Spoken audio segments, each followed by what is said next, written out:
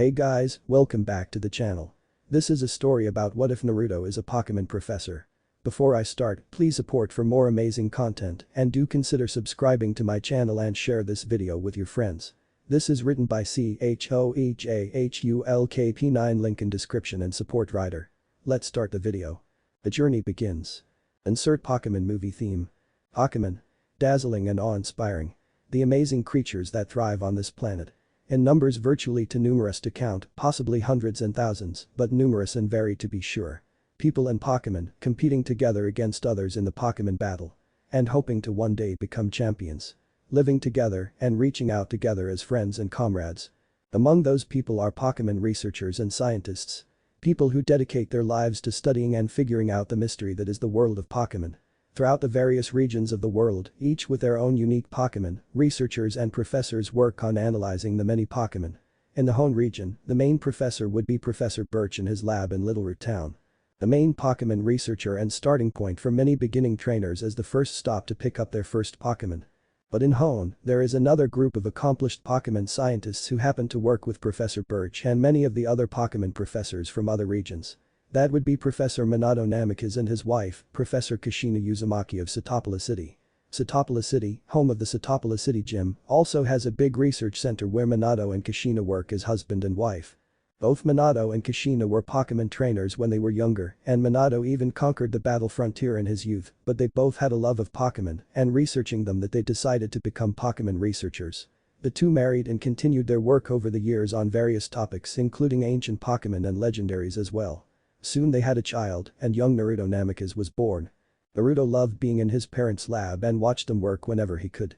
It was clear he had a love for Pokémon research. He studied as much as he could growing up and often video recorded Pokémon in their natural habitat. He was like an amateur Pokémon filmmaker. The recordings actually helped with his parents' research, so they encouraged him to keep doing what he was doing. Just because Naruto loved doing research didn't mean he also didn't like to battle, in fact he loved to but still preferred research. When Naruto was younger he found a young Vulpix in the woods that was injured.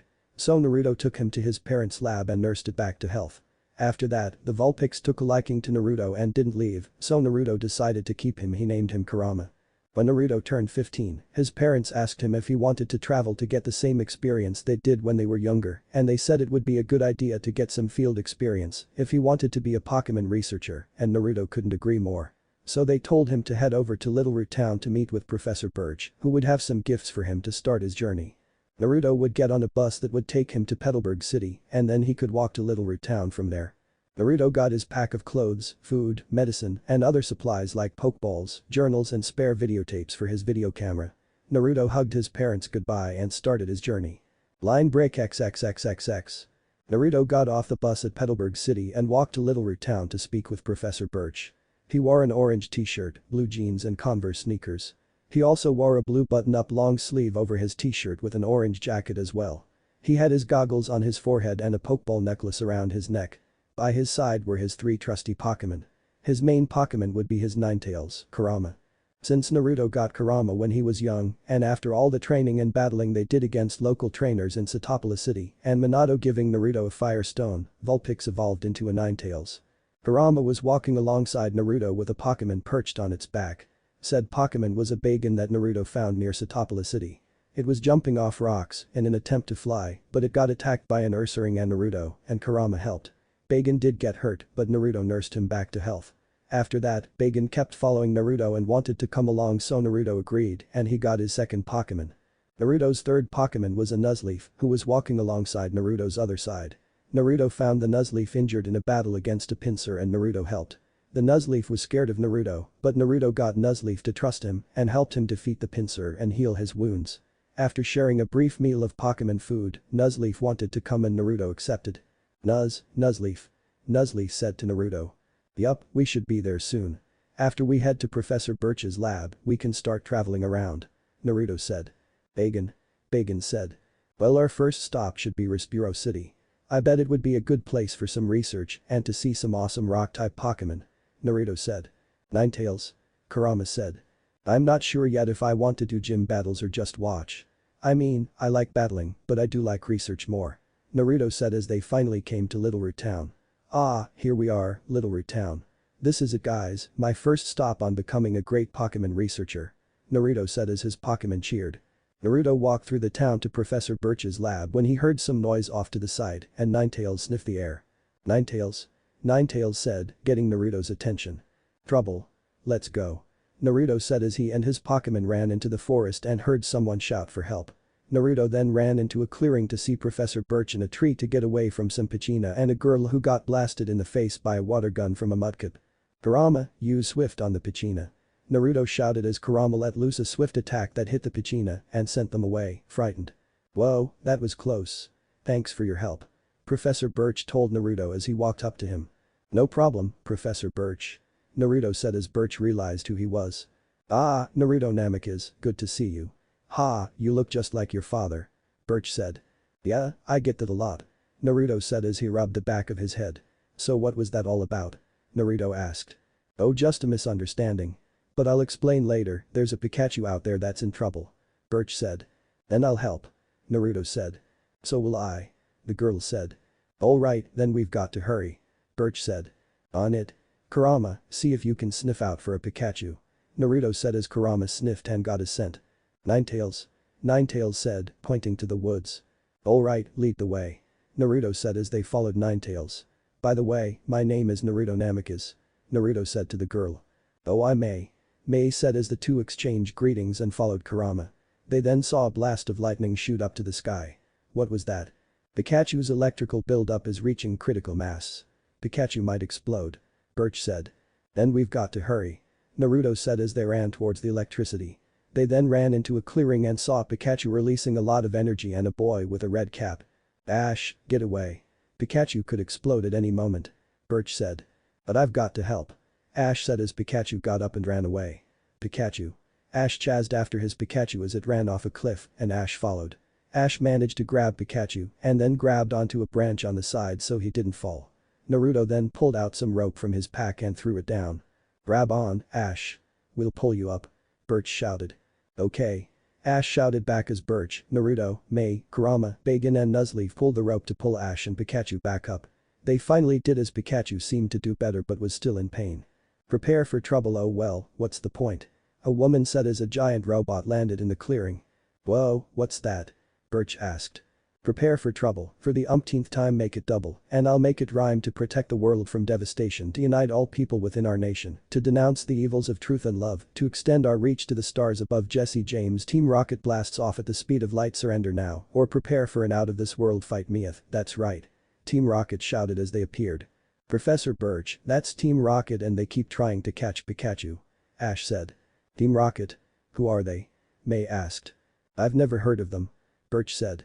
Trust me, they're always up to no good. Ash said. Pikachu tried to get free to fight, but Ash held tighter. Don't do anything, Pikachu. That's how you want to play? Fine with us. Mia said as the robot fired a claw and took Pikachu from Ash. It then attached two electrical pumps to Pikachu's cheeks and began to absorb the excess electricity from Pikachu. Pikachu kept on releasing energy as it released more and more at an impressive level. Amazing. Naruto said as he quickly took out his camera and began recording. After a few more seconds, Pikachu felt fine and then released a devastating thunderbolt which shocked the machine and also fried May's bike. The robot then exploded as it sent Team Rocket flying away. We're blasting off again. They shouted as they disappeared into the sky. Pikachu then passed out as they got him back to Professor Birch's lab and he and Naruto helped Pikachu back to health. Their Pikachu should be fine now, Ash.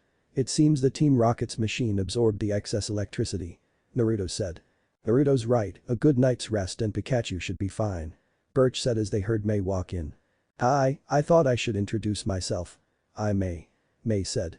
I'm Naruto. Naruto said. And I'm Ash Ketchum from Pallet Town. Ash introduced himself. So how's Pikachu? May asked. Sleeping soundly. Ash said. By tomorrow, Pikachu should be good as new.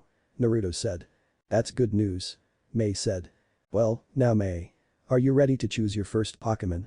Birch asked as he showed May the 3 Pokeballs she could choose. These Pokeballs contain 3 beginning Pokémon. First up Trico. Birch said as he released Trico from its Pokeball. So is it a water type? Ash asked. Actually Ash, Trico is a grass type. Naruto said as Ash nodded. And this is Mudkip. Birch said as he released Mudkip. That's a water type. Ash said. Correct. Birch said. Yeah, but that mudkip didn't do a single thing that I asked it to do. May said. That usually happens with beginner Pokémon. Naruto said as he was recording everything. Next, I'd like you to meet Torchic. Birch said as he released Torchic. Torchic is a fire type. Birch said. Awesome. Ash said as Torchic walked over to May and rubbed against May's leg.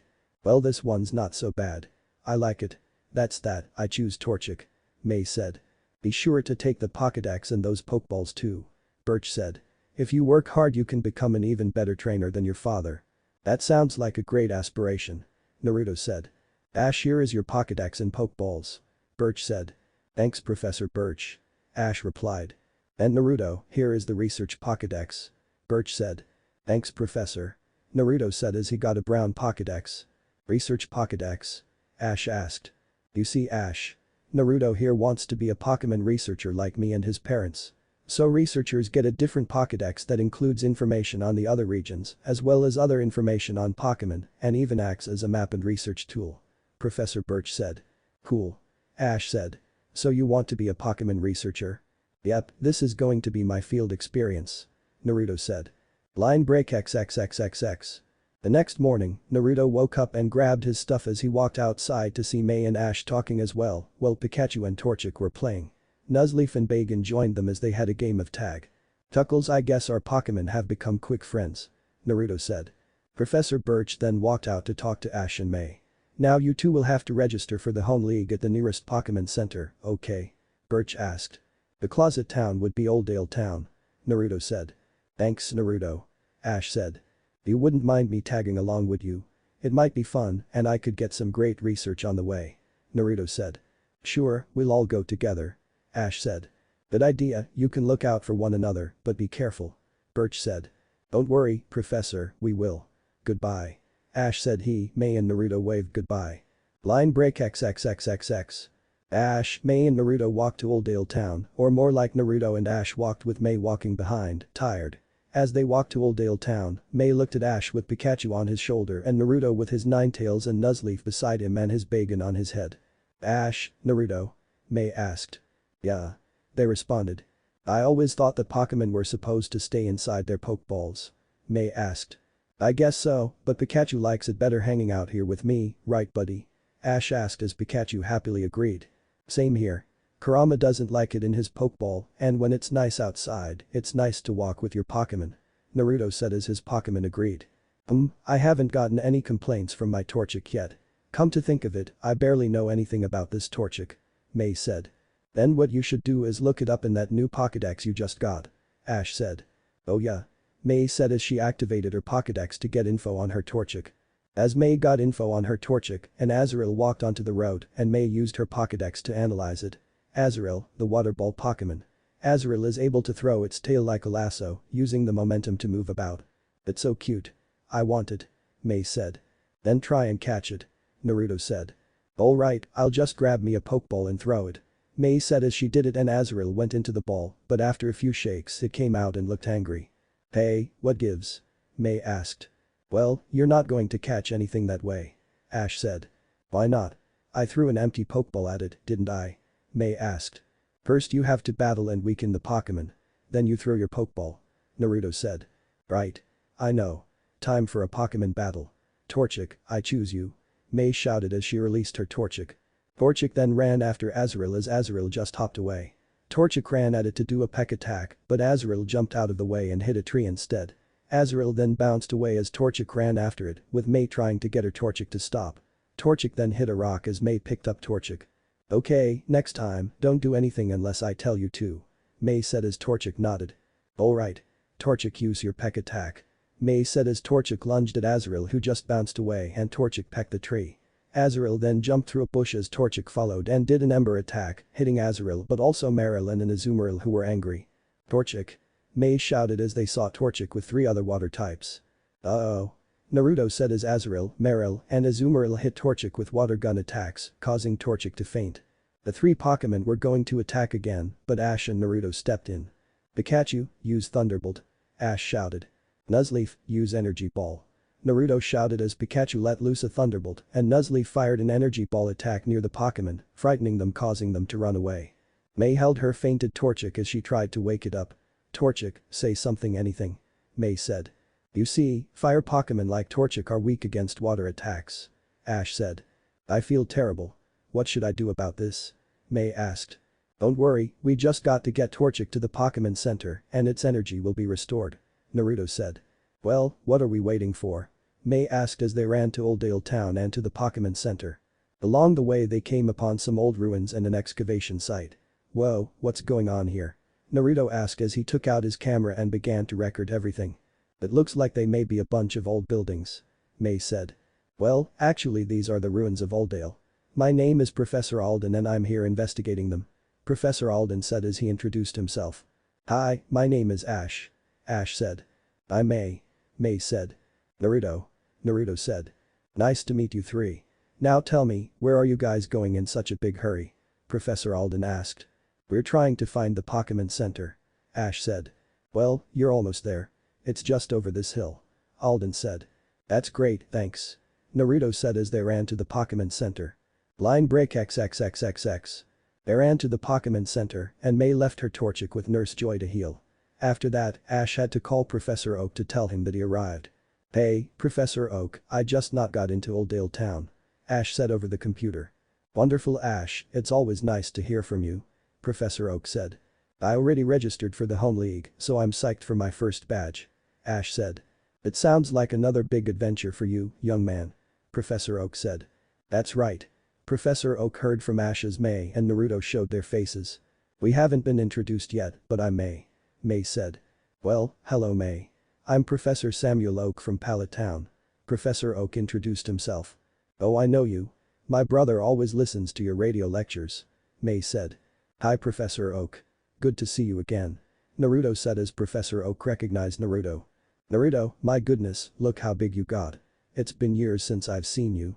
Professor Oak said. Yeah, the last time my parents were in Kanto for research. Naruto said. So what are you up to? Oak asked. Well, my parents decided it was time for me to get some field experience, so I'll be hanging out with Ash and May on their journey. It's the best chance to get some real research. Naruto said, excited. Well now, if you're traveling with Ash then I bet you will find an adventure. I wish the three of you the best of luck. Professor Oak said. Thanks. They replied as they ended the call. So, May, ready to check out the Pokémon Center? Ash asked. Yeah. May said. You guys go ahead. I need to make another call. I'll catch up with you guys later. Naruto said. Alright. They said as they left and Naruto dialed to his parents' lab back in Satopola City. Hello? Namika's lab. Kushina answered. Hey mom. It's me. Naruto said as Kushina saw him. Naruto. How are you?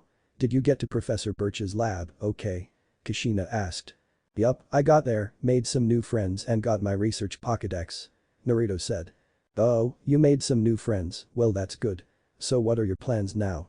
Kushina asked. Well, my friend Ash was going to head to Petalburg City for a gym battle, so I thought I'd tag along. Get some training in and some research as well. Naruto said. That's a good plan. It's always better to travel with friends.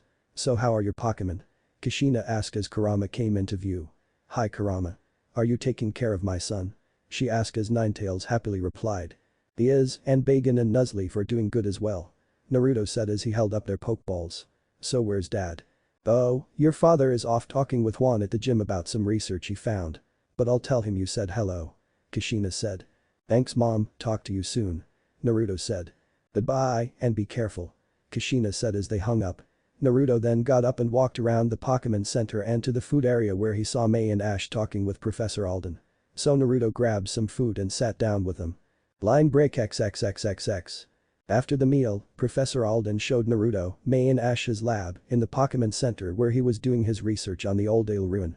So Professor, what's so special about these ruins? Naruto asked. Well, legend has it that there is a secret door that is a connection between our world and the ancient Pokémon world. Many have tried to enter it, but due to the temple's strange construction, no one has ever been inside, so its contents remain unknown. Professor Alden said. Wow. May said. What do you mean by ancient Pokémon? Ash asked. Well, Ash. I'm not talking about extinct fossil Pokémon like Aerodactyl and Kabutops, but ancient Pokémon that have been living since ancient time without changing at all. Professor Alden said. Cool. Naruto said. Ancient Pokémon. If only I could get them on tape. You just might get your chance, Naruto. The correct way to enter the stone chamber is written right on this tablet. Professor Alden said. You're kidding. Naruto said. Let's go then. May said. Well, there are 4 keys needed to enter that have not yet been found. So we'll just have to wait a bit longer. Professor Alden said. I sure hope we find those 4 keys soon. Ash said as the lights went out. The door then opened to reveal 3 Houndoom and 3 people wearing red clothes with the letter M etched into the chest. What is the meaning of this? Professor Alden yelled as the Houndoom growled at them, but Kurama growled back, not backing down. Professor Alden, we would like you to accompany us on a little trip to the Oldale ruins. The leader said. I will not. Professor Alden said as Nurse Joy walked by and was grabbed by a grunt. Well now, Professor. Would you like to change your mind? The leader asked. Yes, all right. I'll go with you then. Professor Alden agreed as the grunts grabbed Nurse Joy and Ash, Naruto and May, and locked them in a storage room. Hey, let us out of here. Ash yelled as he and Naruto tried to open the door. What do they want? May asked. To get inside the chamber, I bet. Nurse Joy said. Do you know them, Nurse Joy? Ash asked. I do, they're Team Magma. My dad told me about them once. They're a group of Pokémon thugs and criminals like Team Rocket. But why are they interested in the ruins? I have no idea. Naruto said. They must have caused the blackout. Oh no, the Pokémon here are in danger. Nurse Joy said. Why Torchic too? May asked, worried. We need to get the backup generators up right away. Nurse Joy said. First, we've got to get out of here. Ash said. On it. Naruto said as he pulled out a Pokémon. Come on out, Bagan. Naruto said as he released Bagan. Bagan. Bagan shouted as it stood ready. Alright, Bagan use Zen Headbutt, Kurama use Iron Tail. Naruto shouted as Bagan concentrated and its head began to glow while Kurama's tails glowed as well. Bagan then headbutted the door and Kurama whipped the door with its tails and the door opened. Alright. Naruto shouted. Well done. Nurse Joy said as they ran out of the room to turn on the backup generators. Okay, backup generators are online. Nurse Joy said. Good. Will you be okay here, Nurse Joy? Naruto asked. I will. Nurse Joy said. Alright, then let's go help Professor Alden. Naruto said as he, May and Ash left the Pokémon Center. Line break XXXXX. Team Magma led Professor Alden back to the entrance of the ruins as he tried to get free and wanted answers. What is going on here? Tell me, why did you bring me here? Why do you think? We brought you so you'd give us access to the stone chamber. The leader said. It won't work. If we try to force our way into it, the chamber will collapse. Professor Alden said. But you yourself said the way in is on this little tablet, right, Professor? A grunt asked. That's true, but I also said I need to have the 4 treasures as keys. Professor Alden said. Of course, the keys. The leader said as a grunt held out 4 different colored stones. You see, we have friends in high places. The only thing left now is to find out which key goes into which hole, and you will help us with that. I won't. Professor Alden said. Then I can assume you don't care about the fate of those poor people at the Pokémon Center. The leader said. You wouldn't. Professor Alden said. We would and we shall. So what will it be? The leader asked. Arg, fine. Professor Alden said as he put the 4 stones in the right slots of the wall. After he placed the last stone in the wall, the ruins began to shake as the stone door moved back to reveal a pathway. The Team Magma grunts immediately ran in and looked around as Professor Alden followed. He saw ancient drawings on the walls of ancient Pokémon and people living together as the grunts began taking notes and photos. Do you see the information we came for? The leader asked. Not a trace. But I've recorded all the data from the walls. A grunt said. We've come up with nothing again. Let's pull out. The leader said. Naruto, Ash and May finally arrived at the ruins to see Team Magma leave in a helicopter. Professor. Are you going to be alright? Naruto asked. Yes, I'll be fine. Alden said. What did those guys want? Naruto asked as they heard a whoop-buffet and turned to see Team Rocket holding the 4 stones. You guys? Ash said.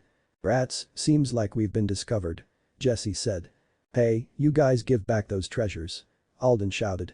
Arbok, go. Jessie shouted as she summoned her Arbok. Wheezing you too. James shouted as he summoned his Wheezing. Pikachu, quick attack. Ash said as Pikachu tackled Arbok and sent it flying into Jessie. Bagan, Zen Headbutt. Naruto shouted as Bagan hit Wheezing into James and the others, causing them to let go of the treasures. Pikachu, Thunderbolt. Ash said. Kurama, Flamethrower. Bagan, Dragon Breath. Naruto shouted as the 3 Pokémon launched their attacks and sent Team Rocket flying away. Team Rocket's blasting off much too soon. Team Rocket shouted as they disappeared in the sky. May collected the 4 stones and handed them to Professor Alden, who placed them back into their slots on the stone wall. Good, they're back where they belong. Alden said as the sun began to shine over the horizon and peeked into the ruins. The sun's rays hit the stones, causing them to glow and a bright light to fill the rest of the room, flooding into the panels on the walls. Then the stone door sank into the ground to reveal a set of stairs. Awesome. Naruto said as he took out his camera and began recording. Let's take a look. Alden said as they walked down the newly discovered stairs. They then found themselves in an underground water spring. It's an enormous underground water supply. It smells so fresh and clean. May said. I wonder if this leads out to sea. Alden asked as a Pokémon jumped out of the water and Professor Alden recognized it as an ancient Pokémon. Great Scott. The ancient Pokémon, Relicanth. Amazing. Naruto said as he recording the Pokémon jumping out of the water and then pulled out his Pokédex. Relicanth, the longevity Pokémon. Relicanth is covered in stone-like scales, which allow it to endure the pressure of the deep ocean. The Pokédex said. Amazing. Alden said.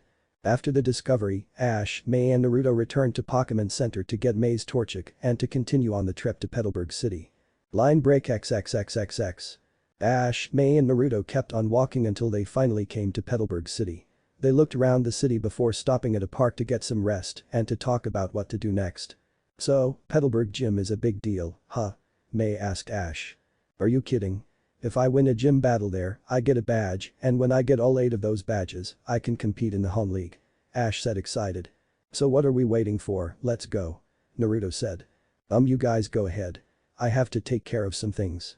Bye. May said as she left. Okay, see ya. Ash said as he and Naruto walked to the gym. Here we are. Ash, you don't mind if I record the gym battle, do you? It would be great research. Naruto said. No problem. You can record me winning the battle. Ash said. Pikachu. Pikachu shouted as it agreed. Then let's go. Naruto said as they walked into the gym. Hello. I'm Ash from Pallet Town and I'd like a gym battle. Ash said as the gym was empty.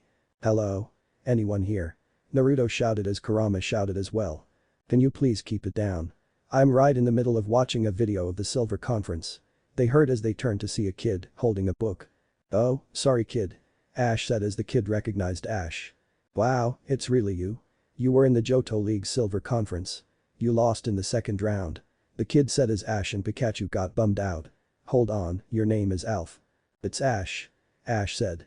The kid then kept going on about how Ash lost in the second round to Tyson's Blaziken and Ash felt bummed. The kid then asked what Ash was doing here and Ash wanted a gym battle and the kid agreed, but before it could go any further, May walked in. Hi Max. What's going on? May asked. Oh, hi there sis. Max said. Your sister? Ash asked. Then a man and a woman walked in as well. Well, who have we here? The man said. Hello. The woman said. Ash, Naruto, I'd like you to meet my mother and father. May said. Hello, I'm Norman. Norman said as he introduced himself. And I'm Carolyn. Carolyn said. And this is my little brother. May said as she pointed to Max. Yeah, we met. Ash said with a glare. You see, my dad is the real leader of the Petalburg Gym. Max said. Okay, then that means the Petalburg Gym is where you come from May? Ash asked. Why, oh yes it is. May said as with a nervous chuckled. We really appreciate you bring our May all the way home. Carolyn said. It was no problem at all Carolyn. Naruto said as she smiled. It's good to see you again, Naruto. And you as well, Kurama. Norman said. You too Norman. Naruto said as Kurama smiled. Wait, Naruto you know May's dad? Ash asked. I didn't know Norman was May's dad at first, but I knew that Norman was the gym leader. My parents are Pokémon researchers, so they often work with a lot of the gym leaders. Naruto said as Ash nodded. You know Naruto's parents? May asked. Of course, they're good friends of mine. You've never met them because your mother and I usually go to meet them alone. But I can tell you one thing, his parents are some of the most brilliant Pokémon researchers I've met. And Naruto is on his way to join them. Norman said as Naruto rubbed the back of his head. Cool, you're a Pokémon researcher. Max said. Yup. Naruto said. That is so cool. Max said as Naruto chuckled. Then his watch timer went off as they looked at him. Oh, I guess it's time again. Naruto said. Time for what? Norman asked. Time for an experiment. Naruto said as he released his Bagon and Nuzleaf. Bagon. Bagon said. Nuzleaf. Nuzleaf said as Max was excited. Awesome. A Bagon and Nuzleaf. Look at how hard Bagon's head is and how soft Nuzleaf's leaves are. Max said as he pet them each. Your Pokémon look like they're in great shape, Naruto. Norman said. All in a day's work. Naruto said as he pulled out a container of Pokémon food and his research Pokédex. What's in the container? Ash asked. Some special Pokémon food. It's something I made, a blend of minerals, vitamins and berries. They're great for healing and making sure they stay healthy. Naruto said as Bagan, Nuzleaf and Kurama ate the Pokémon food. Cool. Max said. So you feed them the Pokémon food? May asked. Yup, then take down some notes on how they feel after, and then I can record the best dosage and right ingredients. Naruto said. Speaking of Pokémon, May. What Pokémon did you end up getting from Professor Birch anyway? Norman asked. Oh yeah, tell us May. What did you get? Max asked. You'll see. Torchic, come on out. May shouted as she released her Torchic. What? Why did you pick that? I totally would have picked a Trico. Max said as Torchic was angered by that comment and began to peck at Max, while Ash smiled. I think Torchic is a fine Pokémon to start out with. Norman said. And May, it's as cute as a button. Carolyn said as May chuckled. Man, I just wish I could have my own Pokémon. I would love to have a Trico. Max said as Torchic kept pecking Max. Easy there, Torchic. Naruto said as he pulled it off of Max and May picked him up. Naruto, Ash, why don't you two join us for lunch? Carolyn asked. That'd be great. Ash said. So Ash, May tells us you've been traveling for a while. Carolyn said. They all sat down for lunch as Ash talked about some of his adventures and Naruto talked about some of the research he was doing. Dad, Ash was hoping to have a gym battle. May said. Yeah, hope that's okay. Ash said. Sure Ash. So how many badges have you won? Norman asked. This will be the first one. Ash said. So do you have other Pokémon? Norman asked. No, just Pikachu. Ash said. Ash, you need 3 Pokémon to battle here. Naruto said. Is that true? Ash asked. I'm afraid so. Norman said. Oh man, I just got Pikachu. Ash said. Well, we could always come back later and you could battle Norman then when you get more Hone Pokémon. Naruto said. That's a good idea. Norman said. Alright. So then where should we go to next? Ash asked. The next gym would be in Respiro City. Naruto said. Alright, we'll head there. Ash said as Naruto nodded and Norman looked at Naruto. Naruto, are you not doing gym battles? Norman asked. Maybe, I'm not sure yet. I love to battle, so I'm thinking it over. Naruto said. Then how about a quick battle? One-on-one, you and me. Norman asked. Really? Naruto asked. Sure, I'd like to see how far you've come. Norman said. Alright, I'm in. Naruto said as Max was excited to see a gym battle. Line break XXXXX. They went back to the gym as Ash, Pikachu, Max, May and Carolyn were off to the side watching. Naruto then walked over to put his bag down and gave his camera to Max. Hey Max, would you mind recording the battle for me? Naruto asked. Sure, I'd love to. Max said as he took the camera. Good, now be sure to try and get everything on tape. Naruto said as Max nodded.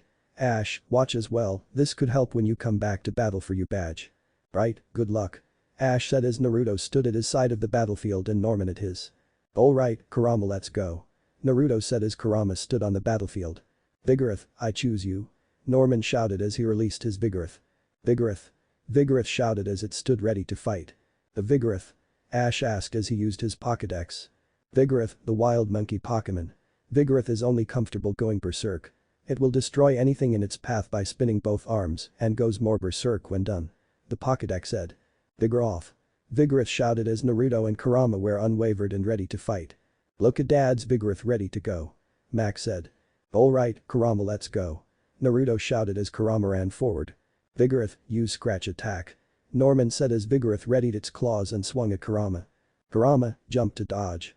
Naruto said as Kurama jumped high in the air to avoid the attack. Whoa, that's high. Max said as he was recording. Kurama, use flamethrower. Naruto shouted as Kurama let loose a large stream of fire. Vigoroth, dodge it. Norman said as Vigoroth moved to the side. Now Vigoroth get in close and use slash. Norman shouted as Vigoroth's claws glowed and ran at Kurama. Kurama use swift. Naruto shouted as Kurama let loose a swift attack as Vigoroth kept running forward, slashing the swift attack. Whoa, that's strong. Ash said as Vigoroth got up close and began slashing at Kurama as Kurama kept dodging. Kurama, go on the offensive and use Iron Tail. Naruto shouted as Kurama used its tails to fight against Vigoroth's claws. Wow, check out that Iron Tail. Max said as he was recording everything. Kurama use Flame Wheel. Naruto shouted as Kurama curled into a flame wheel and rolled towards Vigoroth and landed a hit. Vigoroth used scratch attack. Norman shouted as the wall of the gym blew open and smoke filled the gym. What's going on? Ash shouted. Insert Team Rocket intro. Team Rocket? May shouted. Oh how sweet. It's always nice to meet your friends May. Thank you so much for being there for my May. Carolyn said. No, Mom, those are the bad guys. May said. That's okay, we're not your run-of-the-mill criminals. Jesse said. We do bad things with panache and style. James said. We'll rob you, but we'll do it with a smile. Mia said. You guys don't look so stylish. Max said. We're here for your Pokémon. Go Arbok. Jessie shouted as she released her Arbok. Go Weezing. James shouted as he released his Pokémon. Use smokescreen. Game said as Weezing released a smokescreen. Hold your breath everyone. Norman shouted as they all coughed. Now Arbok, give them your headbutt. Jessie shouted as Arbok headbutted Pikachu. No Pikachu? Ash shouted. Vigoroth, let's go. Norman shouted as Vigoroth tried to swipe at Weezing, but Weezing moved out of the way. Come on, May, you should get in there with your Pokémon. Max said as May nodded. Right. Go Torchic. May shouted as she released her Torchic, but the smoke was still thick that they couldn't really see anything. We need to get rid of this smoke. Kurama, use Physic and get rid of this smoke. Naruto shouted as Kurama's eyes glowed and the smoke disappeared. Much better. Now, use Iron Tail on Arbok. Kurama's tails then glowed as it swung its tails and hit Arbok hard and sent him flying towards Jessie. Come on, Torchic, Ember. May shouted as Torchic used the attack, but his max. Pikachu, use Quick Attack. Ash said as Pikachu hit Weezing. Vigoroth, use Scratch. Norman shouted as Vigoroth hit Weezing and sent Weezing flying back to James. Alright Pikachu, use Thunderbolt. Ash shouted. Kurama, use Flamethrower. Naruto said as Pikachu used Thunderbolt and Kurama used Flamethrower and hit Team Rocker and sent them flying away. Looks like Team Rocket's blasting off again. They shouted as they disappeared in the sky. That was awesome. Max said as everyone cheered. After the Team Rocket attack, the day was going down and it was time for Naruto, May and Ash to continue on their journey. Well it's about time for you to continue on your journey. Do you have everything May? Carolyn asked. Don't worry, Mom. May said. Since you don't anything about Pokémon, I should go too. Max said as Ash and May were shocked. Your brother does know a lot about Pokémon and he could be a big help to you. Norman said. And a lot less worry for me. Carolyn said. Ash, Naruto, would it be too much of a bother if Max journey with you and May? Norman asked. That's fine, okay Pikachu? Ash asked. Pikachu said. I'm fine with it. How about you, Kurama? Naruto asked. 9. Kurama said, happily. Thanks, you guys. May said. This is going to be awesome. Max said. I have something to give the both of you. Norman said as he held out 2 badge cases. A badge case to hold your winning gym badges. Wow, thanks Norman. Ash said. And son, this is for you. Norman said as he handed out another item. Really for me? Oh, wow. A Pokémon Navigator. I've been wanting one. Max said. With one of those, you'll always know exactly where you are. Norman said. And Naruto, here. I think this will come in handy. Norman said as he held out some extra tapes for Naruto's camera. Thanks. Naruto said as he took them. Those should be able to record twice as much as the old ones. Norman said as Naruto placed a tape into his camera. Alright, then I guess we're off to Rustboro City. Naruto said as they nodded and said their final goodbyes and headed to Ash's next gym battle. Line break XXXXX. The new group were walking through the forests of Petalburg City on the way to Rustboro City and Ash's first gym battle. Kurama was walking beside Naruto as he and the group were walking through the forests. Max has his binoculars out and was looking in the trees for a Pokémon, while May was slumped over as she was walking because she was hungry. Any chance we'll be stopping for lunch soon? May asked. But I haven't even seen one Pokémon yet. Max said. Did you think you'd see them all over the place? It doesn't work like that Max. Naruto said. But I've always heard that Petalburg Forest is so full of Pokémon that you can't miss them. I wonder if we're in the wrong part of the woods? Max asked. Hey guys, let's eat lunch. May said, grabbing Naruto's and Ash's arm. No, let's go a different way. Max said as he pulled on their arms as well. No, it's time for lunch guys. May said. Not until we see more Pokémon. Max said. Lunch. Pokémon. Lunch. Pokémon. Stop it. Naruto and Ash shouted, having heard enough of them arguing. We'll stop for a quick lunch break, then we'll decide which way to go after. Ash said. Yeah. May and Max shouted. The group then moved through the forest until they came to a clearing that was empty and was the perfect place to sit down for lunch. They all sat down on rocks and put their bags down as Naruto put his bag down on the floor and called out Bacon and Nuzleaf. Lunch time. We needed a break anyway, besides we'll have better luck finding Pokémon on a full stomach. Ash said. I guess I was getting kind of hungry. Max said. I'm so hungry I could eat a Tauros. May said as they all smiled and then realized they weren't eating yet. So Ash, where's lunch? May asked. I thought you were carrying it, Max. Ash said. Oh, I thought you were going to grab it, May. Max said. You mean there's no lunch? They all shouted. Pikachu then went digging into Ash's bag and got the can of Pokémon food and smiled. It sat down and then opened the can, but it was empty. Pikachu then cried tears because there was no food. I guess that means we're out of Pokémon food too. Max said. I'm sorry, Pikachu. Ash said. Oh, it's too bad that Brock didn't come along with us. Ash said. Who's Brock? May asked. Brock is a friend I was traveling with before.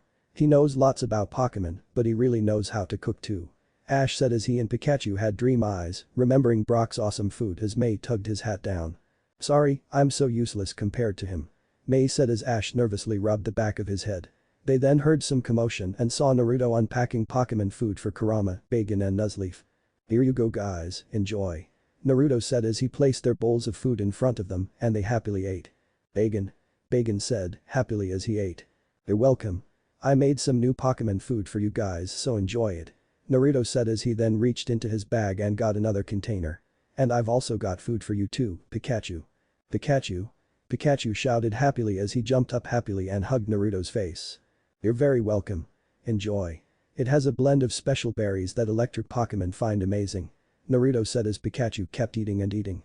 Well, at least one of you came prepared. May said as Max and Ash dropped their heads in shame. Pika pika pie. Pikachu said. You're right. You'd think someone like Ash with such a long experience traveling would be a lot more prepared. Naruto joked as he and Pikachu chuckled. Okay, I get it. Ash said as Max was confused. Naruto, did you understand what Pikachu said? Max asked as May and Ash were curious too. Yeah. Naruto said. Wait, you can understand Pokémon? Ash asked. Yeah, all my life I've always been able to understand what they say and how they feel. It's been integral in all the research my parents and I have done. Naruto said. That is so cool. To be able to understand what Pokémon say is something I always wanted to do. Max said. How are you able to do that?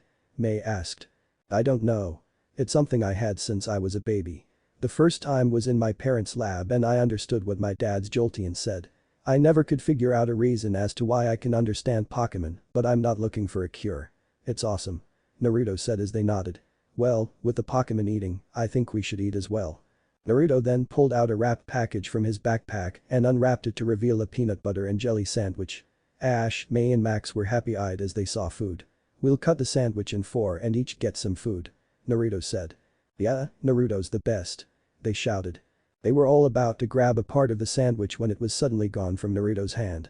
They saw a bird Pokémon fly away with Naruto's sandwich in his hands and land in a tree. Hey, I found a Pokémon. Max said, seeing the Pokémon in the trees. What kind of Pokémon is that? Ash asked.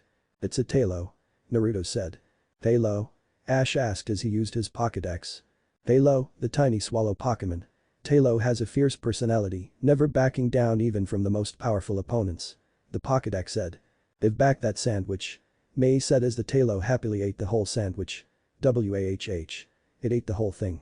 That Tailo must have been hungry. Ash said. Hey Tailo, how did you like the sandwich? Max asked. Hi Tailo. Tailo said. Tailo said that he really liked the sandwich. It's better than the apples he normally eats. Naruto said. Wait, apples. Pikachu. Pikachu said as Naruto, May and Max finally looked around the clearing properly and saw the trees were filled with apples.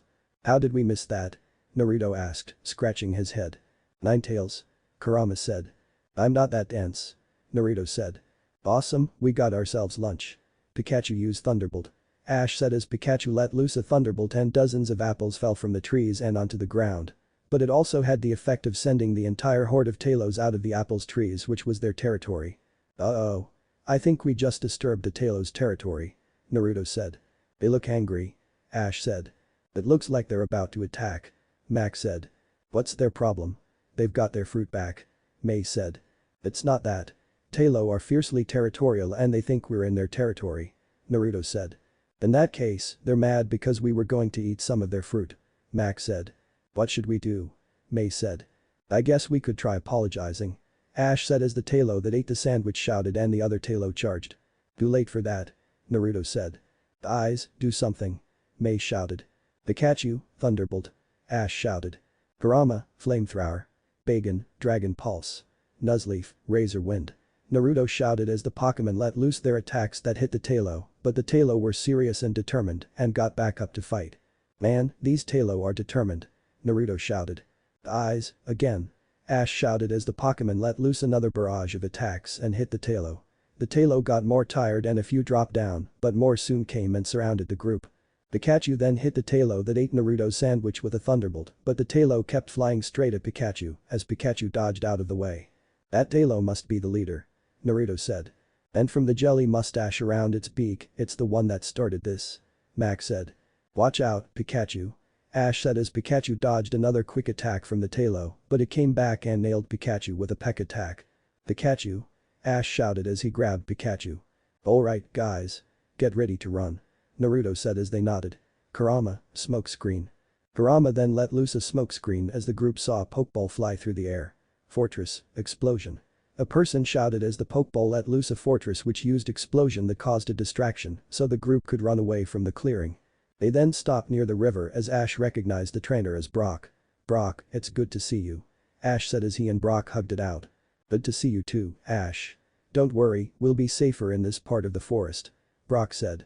"Thanks Brock. We're lucky you came by," Naruto said. "Thanks, but you should really thank Fortress," Brock said as he then bent down to Pikachu.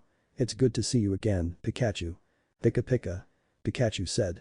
"Looks like you got hurt a little bit, huh?"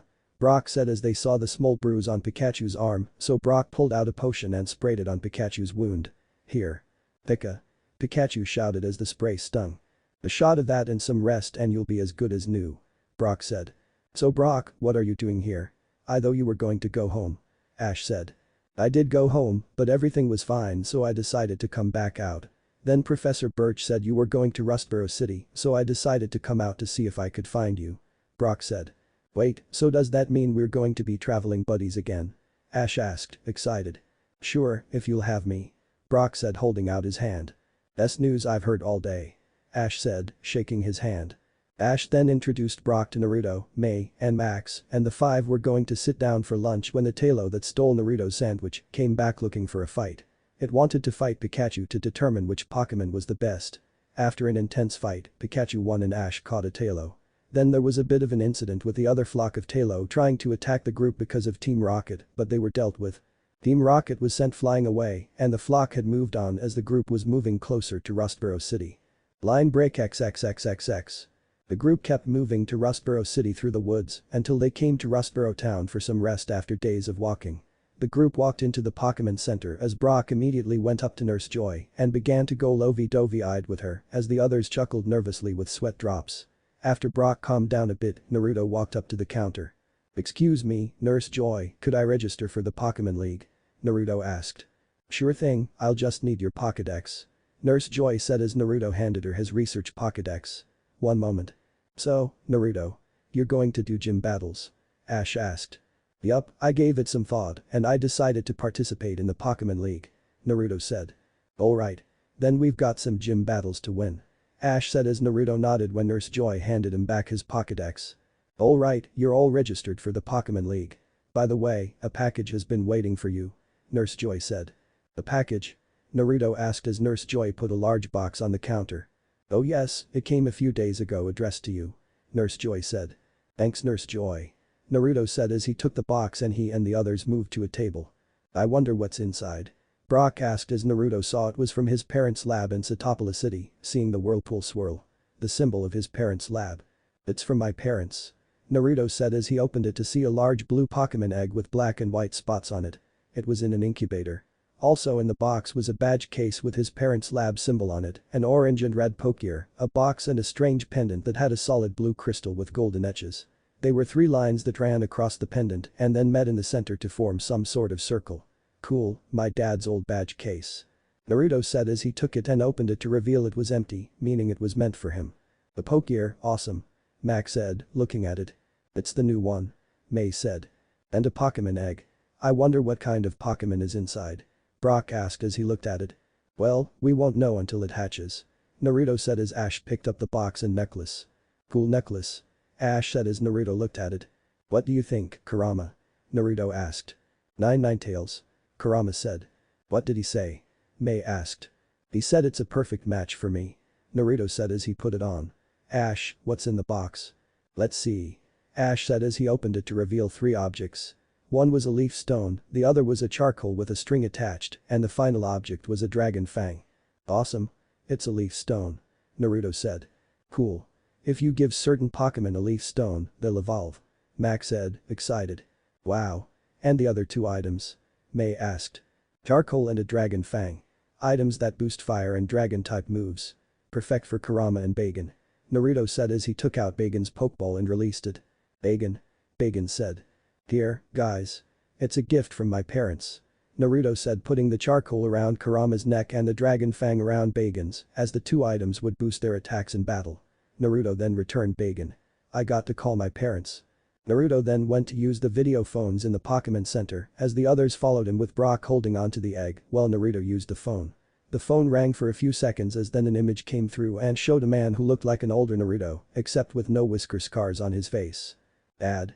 Naruto said. Hey son. It's good to see you. Minato said as he saw Naruto was surrounded by new friends. Oh, these are the friends that your mother said you're traveling with. Yeah, these are my new friends.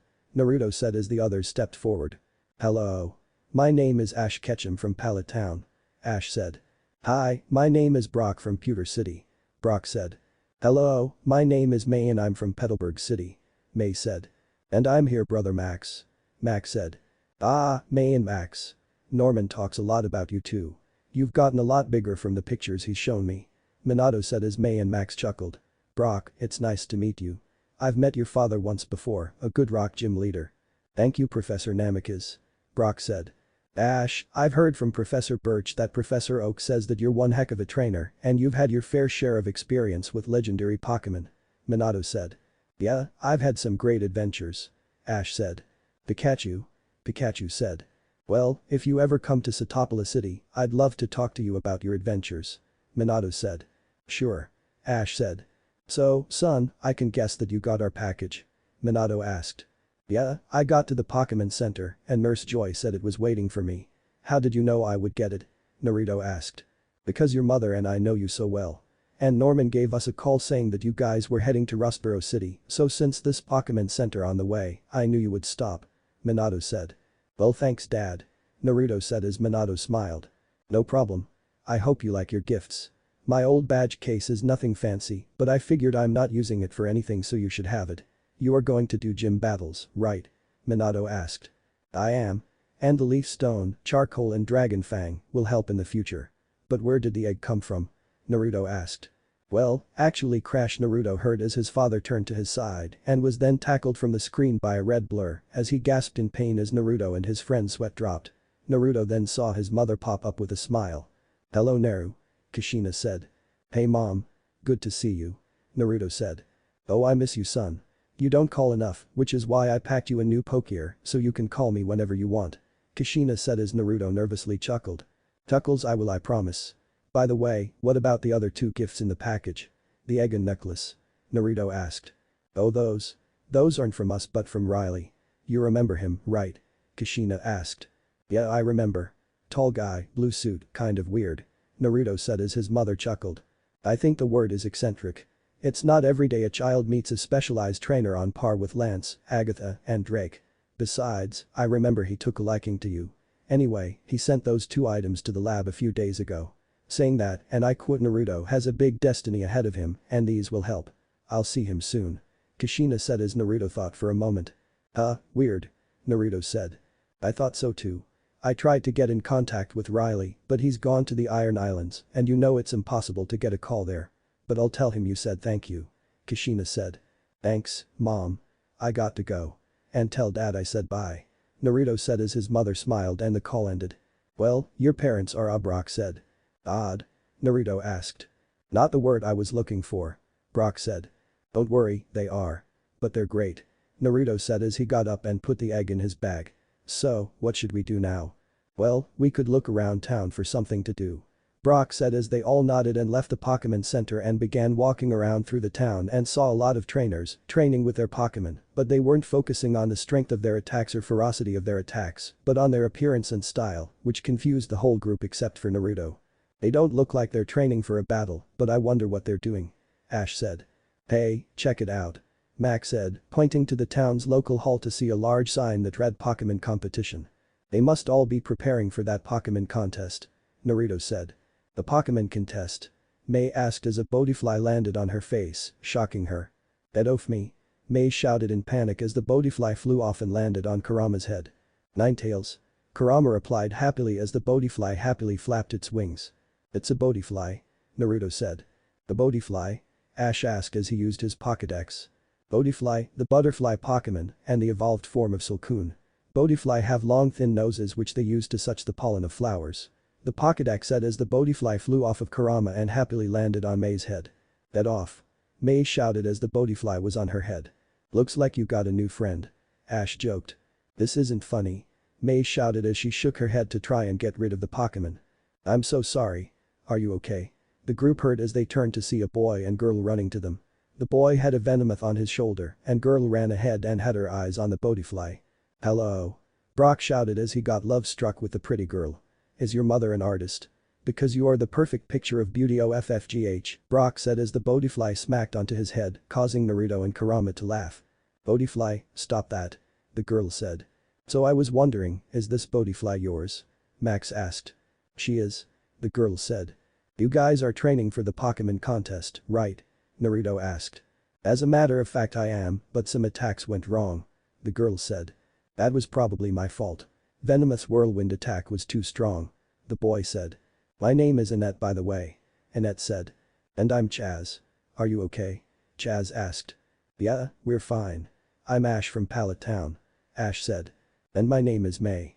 May said. I'm Max. Max said. Naruto and this is Kurama. Naruto said. Ninetales. Kurama said. And I'm Brock, your future boyfriend. Brock said. There's something that I don't get, Chaz. How can a powerful attack be a failure? Ash asked. I think the key here is that Ash doesn't understand Pokémon contests. Max said. The thing to know is that Pokémon contests are not like regular Pokémon battles. Chaz said. Contests are about the beauty of the attack, not about the raw power. Annette said. Beauty of attacks? Ash asked. Yes. Coordinators trained their Pokémon to be graceful. Annette said as she began to explain the process and rules of a contest, as well as the reward for the contest ribbons. Well, do you guys mind if we stay around and check out the contest? Naruto asked. Not at all. If you want to, you guys could help with my routine. Annette said. Really? You want us to help? May asked. That sounds like a great idea. And Bodifly thinks it is one too. Chaz said as Bodifly happily flew around May as Naruto chuckled. Yup. Bodifly is happy to work with May. Naruto said. So, are you guys going to be headed to Rustboro City after this for a gym battle? Chaz asked. Yup. Naruto said as Kurama nodded his head. That's our next stop. Ash said. I'm battling too. May said, hesitantly. Pikachu and I are ready to go. Ash said as Chaz, Annette and Naruto realized he was planning to use Pikachu. Wait, you're planning to use Pikachu? Chaz asked. That may be a problem. Annette said. But why is that a problem? Pikachu is the best I got. Ash said. Pikachu? Pikachu said. Ash, Rustboro's gym is a rock Pokémon gym. The only Pokémon you have are Pikachu and Tailo, so the battle will be very difficult.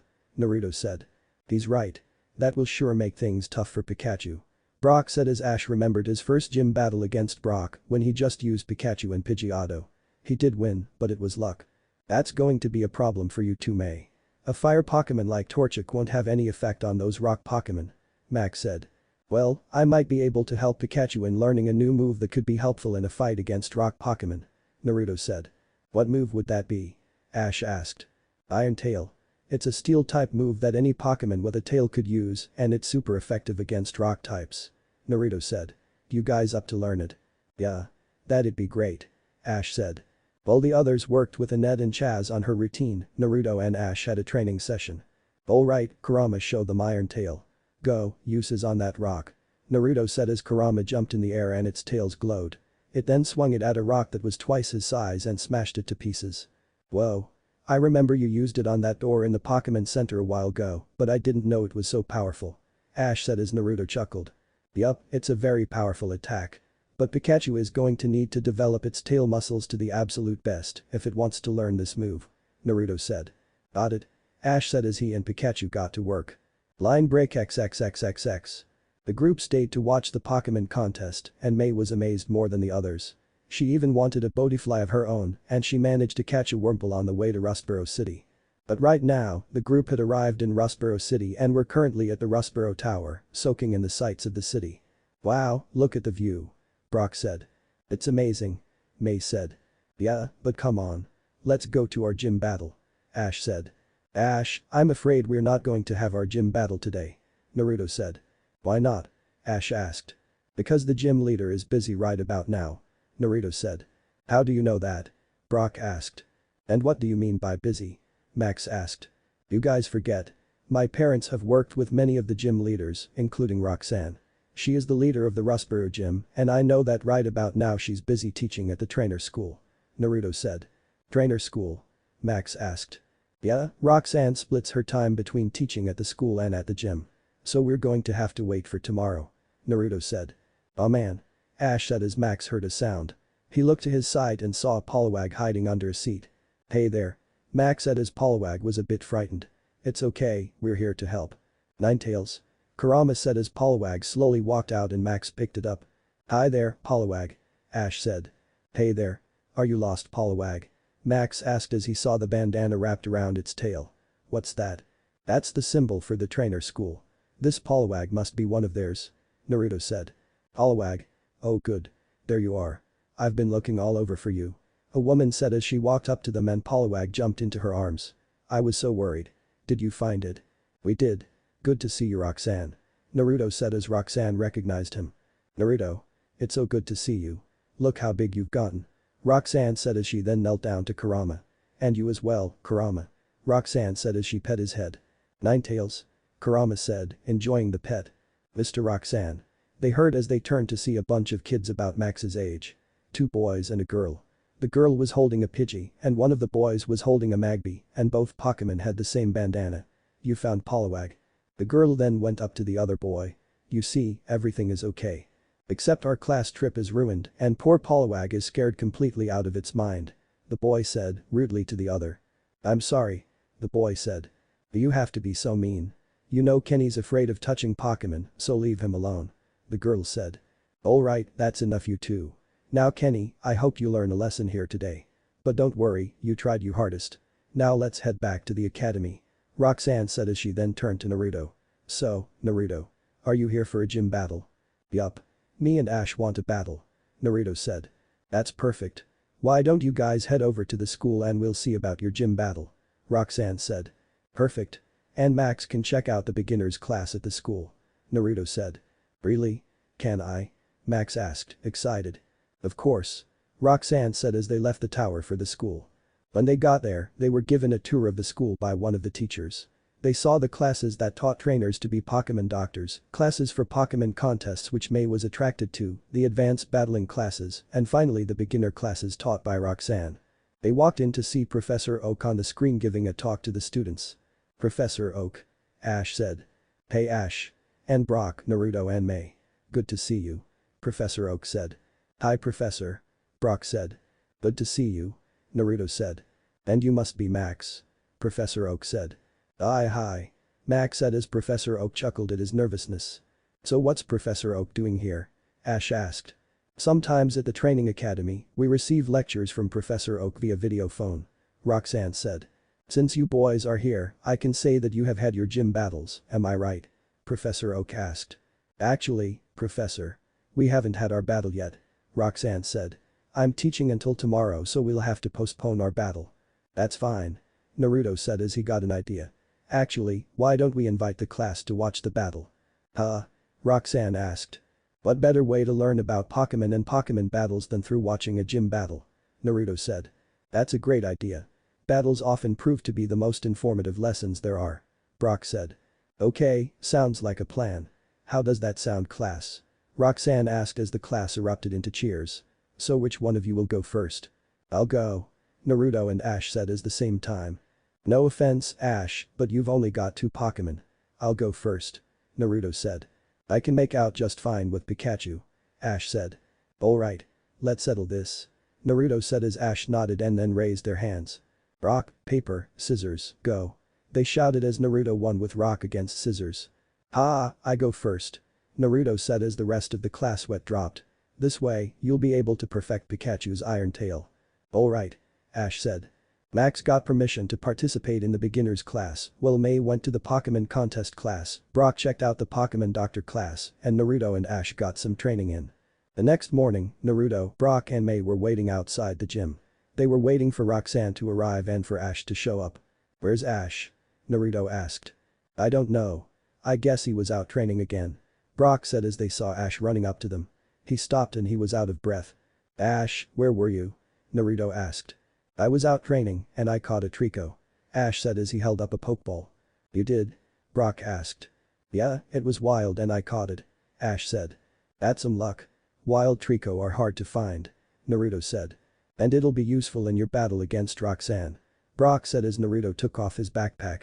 He opened it to change his camera tape and to pull out the Pokémon egg. He decided to let it out of his bag and hold it. So, how long does it take for a Pokémon egg to hatch? May asked. It depends. Brock said as Roxanne and her group arrive. Morning. You ready, Naruto? Roxanne asked. I am. Naruto said as he removed the incubator case on the egg and as soon as he touched it, a blue aura-like energy seeped out of his hands, although Naruto didn't see it. The egg then glowed bright as everyone was in shock. It's hatching. Roxanne said as the egg cracked and was gone as the light dimmed down to reveal a small bipedal blue wolf-like Pokémon. It has black legs and black torso, with a small blue tail and yellow collar. It had a black mask-like thing over its eyes and black ears with blue ears. It was a Riolu. A Riolu? Naruto said, amazed. Riolu said, shocked to see so many people. Hey, there Riolu. It's nice to see you. You just hatched. My name is Naruto. Naruto said as Riolu looked at Naruto and sensed an aura of happiness and kindness. I'm working on becoming the world's great Pokémon researcher and trainer and I want you to help me get there and become a great Pokémon as well. Riolu smiled as nodded. Rio. Riolu said as it then jumped up and landed on Naruto's head. Welcome to the family. Naruto said. Amazing, Riolu. Roxanne said. Riolu? Ash said as he and May tried to use their Pokédexes. No data available. The deck said. Not surprised. Riolu are rare in the Hone region. Naruto said as he used his Pokédex and got the data. Riolu, the emanation Pokémon. Riolu has the power to see and understand emotions like happiness and anger in aura waves. The deck said. Wait, it can understand people? May asked. Yeah, Riolu has the ability of aura. It's an energy force that all living things have and Riolu and its evolved form Lucario can read aura and even use it. Naruto said. Wow. All the kids said. Alright, let's get this gym battle started. Naruto said as they all walked in as Roxanne's assistants had finished setting up the gym for the battle. Ash, Brock, May and Roxanne's class got into the stands while Naruto and Roxanne took their positions on the battlefield and the official stood to the side. Brock, keep the video rolling.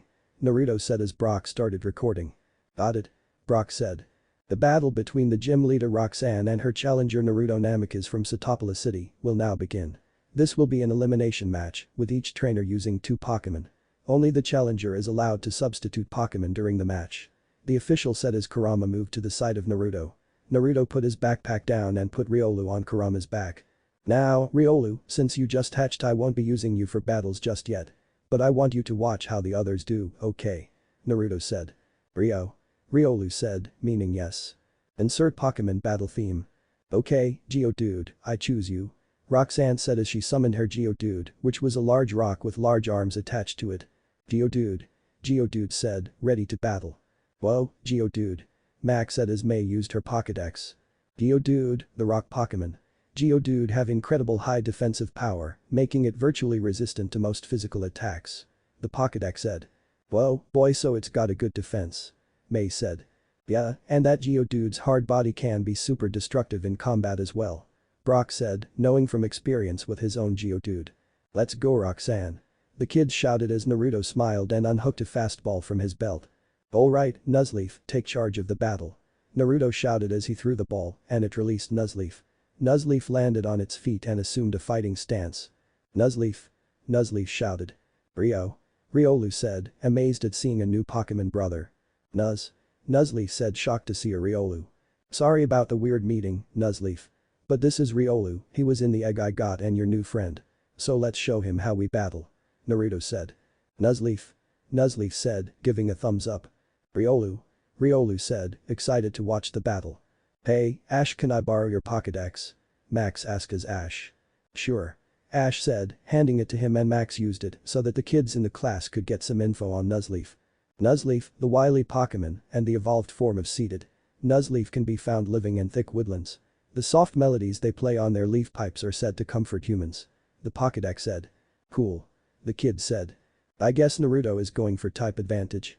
A grass type like Nuzleaf is powerful against a rock type like Geodude. Ash said. Yeah, but something tells me that type advantage alone won't be enough to beat Roxanne. Brock said. But both trainers ready, begin. The official said. Geodude, use rollout. Roxanne said as Geodude curled into a ball and rolled towards Nuzleaf. Nuzleaf, jump over to dodge. Naruto said as Nuzleaf jumped high in the air and landed behind Geodude as the attack missed. Now, use Razor Leaf. Nuzleaf then fired a Razor Leaf flurry from the leaf on its head. Geodude, harden. Roxanne said as Geodude glowed white before the light disappeared and the Razor Leaf bounced off, but it did some damage from the power of the Razor Leaf as Geodude grit its teeth. Man, that must be one powerful Nuzleaf. Brock said. Alright, Nuzleaf, use Sunny Day. Naruto said. Nuzleaf said as it concentrated and fired a light from its leaf which increased the sunlight in the gym. Geodude, use rollout to get close and then use Mega Punch. Roxanne said as Geodude rolled to Nuzleaf faster than before. Amazing. Using that harden, sped up Geodude's rollout attack. Brock said as Geodude got close enough and unrolled and threw a punch for his Mega Punch. Nuzleaf, dodge. Naruto said as Nuzleaf disappeared in a blur to the side and the Mega Punch hit the ground as Nuzleaf appeared behind Geodude. Now, Energy Orb. Naruto said as Nuzleaf charged a sparkling greenish and bluish orb between its hands and fired it at the Geodude, doing some serious damage and knocking it through the rock field. Dude. Geodude cried out in pain. How did Nuzleaf move so fast? May asked as Brock realized what Naruto did. Chlorophyll. It's Nuzleaf's special ability. In direct sunlight, Nuzleaf's speed will increase dramatically. Brock said. So that's why Naruto had Nuzleaf use Sunny Day to increase Nuzleaf's speed. May said. Not bad, Naruto. You've got skill just like your father. But I won't take it easy on you. Geodude, use Rock Throw. Roxanne shouted as Geodude used its large hands and dug into the ground and threw 2 large rocks at Nuzleaf. Nuzleaf, smash that with Brick Break. Naruto shouted as Nuzleaf's hands glowed and it smashed the 2 rocks. Now, use Leaf Blade. Nuzleaf's leaf on its head glowed green as it charged at Geodude. Geodude, counter it with Mega Punch. Roxanne shouted as Geodude's Mega Punch and Nuzleaf's Leaf Blade hit each other and were in a stalemate as both Pokémon tried to push for dominance to win. Seems our Pokémon are pretty even. Roxanne said. Maybe, but Nuzleaf has got some surprises in him. Now, Leaf Charge. Naruto shouted as everyone else was confused, they had never heard of that move. Nuzleaf's leaf was green from the leaf blade, but now the energy began to seep around Nuzleaf's body as it increased its strength and then Nuzleaf charged forward and bashed into Geodude and sent it tumbling across the field and smashed into a large rock, causing a large plum of dust and sand to kick up, clouding everyone's view. When the dust cleared, Geodude is lying on its back with swirls in its eyes. Geodude said weakly. Geodude is unable to battle, Nuzleaf wins. The official. Nicely done. Naruto said with a smile. Nuzleaf said as it nodded. That was awesome. It was so amazing. Seeing a Nuzleaf on TV or in a book is way different than watching it battle. Max said excited as the other kids were excited too. That was amazing. Naruto's Nuzleaf sure is strong. May said. Yeah, but I've never heard of the move Leaf Charge before. Have you, Brock? Ash asked. No, first time I heard of it. Brock said as Roxanne called her Geodude back. That was good, Naruto. But what is Leaf Charge? Roxanne asked. It's a new move that I made up. Naruto said as everyone was shocked. I came up the idea one day when working on Nuzleaf's Leaf Blade attack. Nuzleaf channels all the energy from his leaf and charges it around its body which increases its speed, strength and defense. So we decided to use the energy to form a tackle attack-like move which does a lot of damage. I'm impressed. You used Nuzleaf's own energy to increase its strength. I don't think your father could have done better. And you'll need it for my next Pokémon. Go, Nose Pass. Roxanne shouted as she summoned her nose pass. Nose pass. Ash said as he used his Pokédex. Nose pass, the compass Pokémon. Nose pass has a nose that functions as an electromagnet and determines its location by moving its nose about. The Pokédex said. A nose pass, huh? Alright, Nuzleaf, return. Naruto said as Nuzleaf joined Naruto's side next to Kurama. Naruto then unclipped a great ball from his belt. Go, Bagan. Naruto said as Bagan was released from its Pokeball and stood on the field. Bagan. Bagan shouted as it was ready. A Bagan? May asked as she used her Pokeball. Bagan, the rock-head Pokémon. Bagan dreams of being able to fly through the air. When frustrated for not flying, Bagan uses its head to smash rock into powder. The Pokédex said. Why would Naruto call back his Nuzleaf? Ash asked. Not sure. Maybe Naruto has a plan in mind. Brock said. Alright, let the battle begin. The official said as he waved his flags. Nose pass, use Zap Cannon. Roxanne shouted. Nose pass. Nose pass said as it charged a bluish and yellowish orb around its nose and fired a beam of electricity at Bagan. Bagan, counter it with Dragon Breath. Naruto shouted as Bagan charged a fiery green flame and fired it, and it and the Zap Cannon hit each other in the air and cancelled each other out. Now, use Zen Headbutt. Naruto shouted as Bagan ran forward. His head glowed blue and spread out a blue-like aura as Bagan charged. Bagan. Bagan shouted as he scored a hit on Nosepass as Nosepass back away from the hit and groaned in pain.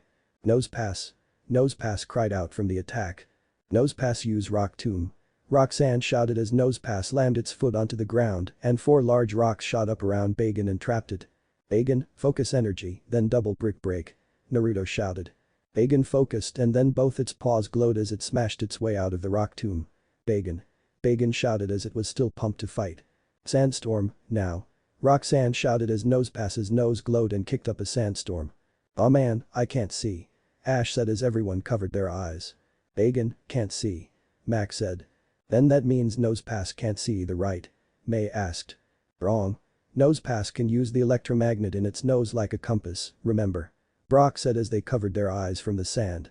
Bagan, close your eyes and focus. Remember our training. Naruto shouted as Bagan nodded. Bagan closed its eyes and focused. Nosepass, take down. Roxanne shouted as Nosepass ran at Bagan. Wait, Naruto said as Bagan listened to Naruto, having complete trust in his trainer. Now. Stone Edge, point blank. Naruto shouted as Bagan opened its eyes. Bagan. Bagan shouted as it summoned a field of rocks around it and fired it all around itself and nailed Nosepass. Nosepass. Nosepass cried out, being hit with a hail of rocks, causing the sandstorm to stop. What? Roxanne said, shocked to see this. Never underestimate us. Right, Bagan. Naruto shouted. Bagan. Bagan shouted as it raised its arms and then glowed bright. Gasps of shock, everyone was amazed at what was happening. What's going on? May asked. Bagan, he's evolving. Brock said. In the bright light, Bagan's form was changing and shifting. It changed from a bipedal Pokémon to a quadruped. A large bone shell formed around the Pokémon as 3 ridges formed. The light disappeared to show that Bagan had evolved to a Shelgon. Shelgon. Shelgon shouted. Amazing, a Shelgon. Brock said. Shelgon. Ash asked as he used his Pokédex. Shelgon, the endurance Pokémon and the evolved form of Bagan. Covering Shelgon's body are outgrowths much like bones. The shell is very hard and bounces off enemy attacks. When awaiting evolution, this Pokémon hides away in a cavern. The Pokédex said. Cool, I got to see an actual Pokémon evolution. Max said as the other students were excited too. It seems that you got lucky your Bagan evolved. Roxanne said. Not luck so much as timing. Bagan has been ready to evolve for a while, it just needed the right battle. Naruto said as Shelgon stomped its feet. Shelgon. Shelgon said as it was ready to fight. Oh, Shelgon. Use double edge. Naruto shouted as Shelgon charged, a bit slower than before and smashed into Nosepass. But its bone structure and dense size knocked Nosepass farther away with much more force. Nosepass. Nosepass cried out in pain. It seems that Shelgon got slower but a lot tougher. Brock said as they all watched with interest. Nosepass use Rock Slide. Roxanne said as Nosepass lifted its arms and let loose a bunch of rocks at Shelgon. Shelgon, blast them with Dragon Breath. Naruto shouted as Shelgon let loose a Dragon Breath that destroyed the rocks. Nosepass used Takedown. Roxanne said as Nosepass charged forward and hit Shelgon. It hit Shelgon so hard that it flew off the ground. Shelgon, fire a flamethrower and propel yourself back. Naruto said as Shelgon let loose a flamethrower that shot Shelgon back to Nosepass at a faster speed. Now, finish it with Zen Headbutt. Shelgon said as it glowed blue and flew towards Nosepass. gone. It collided with Nosepass and knocked Nosepass off its feet and fell onto the ground, kicking up a large cloud of dust. Everyone coughed as the dust cloud began to die down. They saw Shellgun standing on his feet while Nosepass was on its back. Nosepass said weakly with swirls in its eyes. Nosepass is unable to battle. Shellgun is the winner. The winner of the battle is Naruto Namikaze from Satopola City. The official said as everyone cheered. Alright, way to go Shellgun. Naruto said as he ran up to Shellgun and picked him up and tossed him up in the air as Shellgun smiled. Shellgun said happy. Alright, Naruto. Mei shouted as she and the others came down to see Naruto. That was a great battle, Naruto. Max said. I'm so pumped for my gym battle now. Ash said as Roxanne returned her Nosepass and walked up to Naruto. Naruto, you are an amazing trainer. I know your parents would be proud of how far you've come. And I should thank you, I learned a lot from competing against you today. It was a great battle. Roxanne said. Thanks Roxanne. It was great to battle you. Naruto said. And I'm sure all the students were thrilled watching your strategy and fighting spirit. And for defeating me, I am happy to award you this stone badge. Roxanne said as she held out the stone badge. It was gold and dark brown in color and looked like two sideways triangles connected in the middle. Naruto smiled as he took the badge and put it in his badge case. Thank you Roxanne. I got the stone badge. Naruto shouted as his Pokémon cheered. Shellgun. Nuzleaf. Ninetales. Riolu. His Pokémon shouted as Naruto held his badge case up. Line break XXXXX. After Naruto's successful gym battle he messaged his parents, saying that he won and his Bagon evolved. After a night of rest for his Pokémon and the gang at the Pokémon Center, Naruto woke up early to get some morning exercise in. He woke up and got dressed and got his Pokémon back. He walked outside to see Ash busy training his new Trico. Hey Ash. Naruto said. Hey Naruto. How'd you sleep? Ash asked. Like a baby. So you ready for your gym battle? Naruto asked. Born ready. I'm so pumped after watching you win yesterday. Ash said as Naruto chuckled. Brock, Max and Mei woke up and joined Naruto outside and they were about to head to the gym for Ash's match with Roxanne when Naruto got a call on his Pokegear. He took it out of his pocket and it was his dad. Hey, Dad. Naruto said. Hey, son. I know this is kind of sudden, but are you near a video phone? Your mother and I, along with someone else need to talk to you. Minato said. Sure. Naruto said as they wondered what was going on. Naruto and the group walked back to the Pokémon Center and Naruto got on a video phone and dialed his parents' lab. After a few seconds, the screen turned on and it showed Naruto's parents. Hey, Mom. Dad. Naruto said as his parents saw him. Naruto, good you're at the Pokémon Center. Minato said. Sure, so what's up? Naruto asked. Hold on, I'm connecting Professor Birch and Professor Oak. Kushina said as she did and the screen then split into three showing Professor Oak from Pallet Town and Professor Birch from Little Root Town. Hey Naruto. Professor Birch said. Hey Professor Birch. Naruto said. Hi Professor Oak. Ash said. Ash, it's good to see you. Are you ready for your gym battle today? Professor Oak asked. I am. I even caught a new Pokémon for the battle. But what's going on? Ash asked. Well, we need Naruto's help. Professor Oak said. My help? With what? Naruto asked. Well, we received word from Broly on Dewford Island about a recent meteor strike near the caves on the island. He and Officer Jenny have secured the site, but we tried talking to them a few hours ago and they haven't responded. We'd like you to see what happened. Professor Birch said. Me? Naruto asked. Yes. You're quite the brilliant mind when it comes to science and happen to be the closet one there. None of us can make it, so we'd like you to go. Professor Oak said. It's probably nothing, Broly is probably busy, but we'd like you go there to make sure he's alright and to investigate this meteor. Minato said. We know this is a lot to ask of you, but we'd like to make sure nothing bad happened. If there's any problems, give us a call. Kushina said. Sure, I'd be happy to do it. Now I just got to get a ride to the islands. Naruto said. Don't worry, we already took care of that. Your ride should be there now. We'll see you soon. Minato said as they all signed off. They then heard a noise outside and walked to see what it was. They walked out of the Pokémon Center and saw it was a large Altaria. He saw it had a red scarf on it and Naruto recognized it as his mother's Altaria. Altaria. Naruto shouted as he ran up and hugged it as Altaria happily snuggled into Naruto. Altaria. Altaria said. It's my mom's Altaria. Look like it's my ride to the Dewford Islands. Naruto said. Cool. Brock said. Sorry, I won't be able to see your match Ash. Naruto said. That's okay. I'm all pumped for my match and I'll soon have a badge like you. Ash said. I bet you will. And it's a good thing I'm heading there. The Duford gym will be the next one we should get our badges from.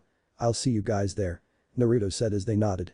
He then returned Kurama to his Pokeball so he could get on Altaria. "Alright, Altaria. To Duford Island," Naruto said as Altaria flew away. Line break XXXXX. For a few hours, Naruto enjoyed feeling the wind in his face as Altaria flew over the land and then over the ocean. Naruto smiled as he saw Wingull and Pelipper fly next to Altaria. He saw Sharpedo, Magikarp, Whiscash, and Lapras were swimming below. Naruto saw Duford Islands closing in as Altaria flew down and landed on the beach near the Pokémon Center. Naruto got off and called out Kurama. "Ninetales." Kurama called out as he stretched. "I know you hate it, but you wouldn't fit on Altaria," Naruto said as he took out a berry and handed it to Altaria as Altaria happily ate it up. "Thanks again. Altaria," Altaria said as she flew off. "Well, let's head off to the Pokémon Center and see what's going on," Naruto said as Kurama followed and they walked to the Pokémon Center. He walked up to the counter as Nurse Joy and Chansey saw him. "Hello, can I help you?" Nurse Joy asked. "Yes, Nurse Joy. I'm here about the recent meteor crash on the island. I'm looking into it and Brawly and Officer Jenny were supposed to help me," Naruto said. "Oh yes, that crash was something fierce.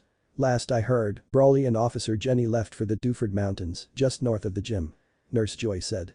"Thanks, Nurse Joy," Naruto said. Chansey said. "Huh? What do you mean helicopters?" Naruto asked. "Oh yes. Earlier today we saw some red helicopters fly by and land near the crash site. I believe one of them had a large M written on," Nurse Joy said. "An M? That's Team Magma, but what could they be doing here? Thanks, Nurse Joy," Naruto said as he left and he and Kurama quickly head towards the Duford Mountains. Naruto stopped near the entrance to the caves and saw a map set up that would show the length and routes of the tunnels.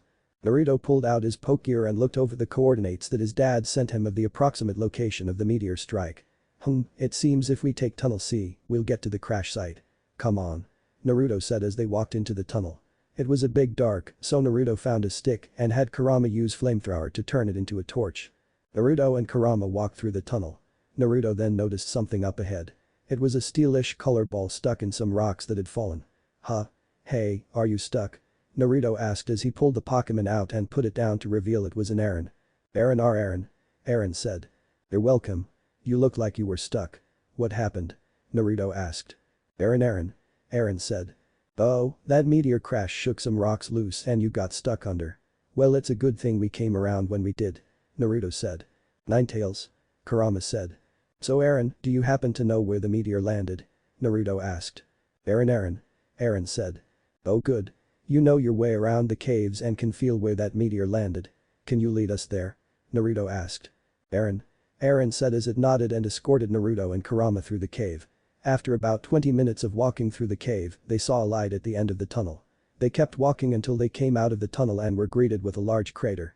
Naruto immediately took cover behind a rock and then leaned to the side and looked down to see a whole group of Team Magma grunts with a bunch of Matina, Gulpit and Houndoom.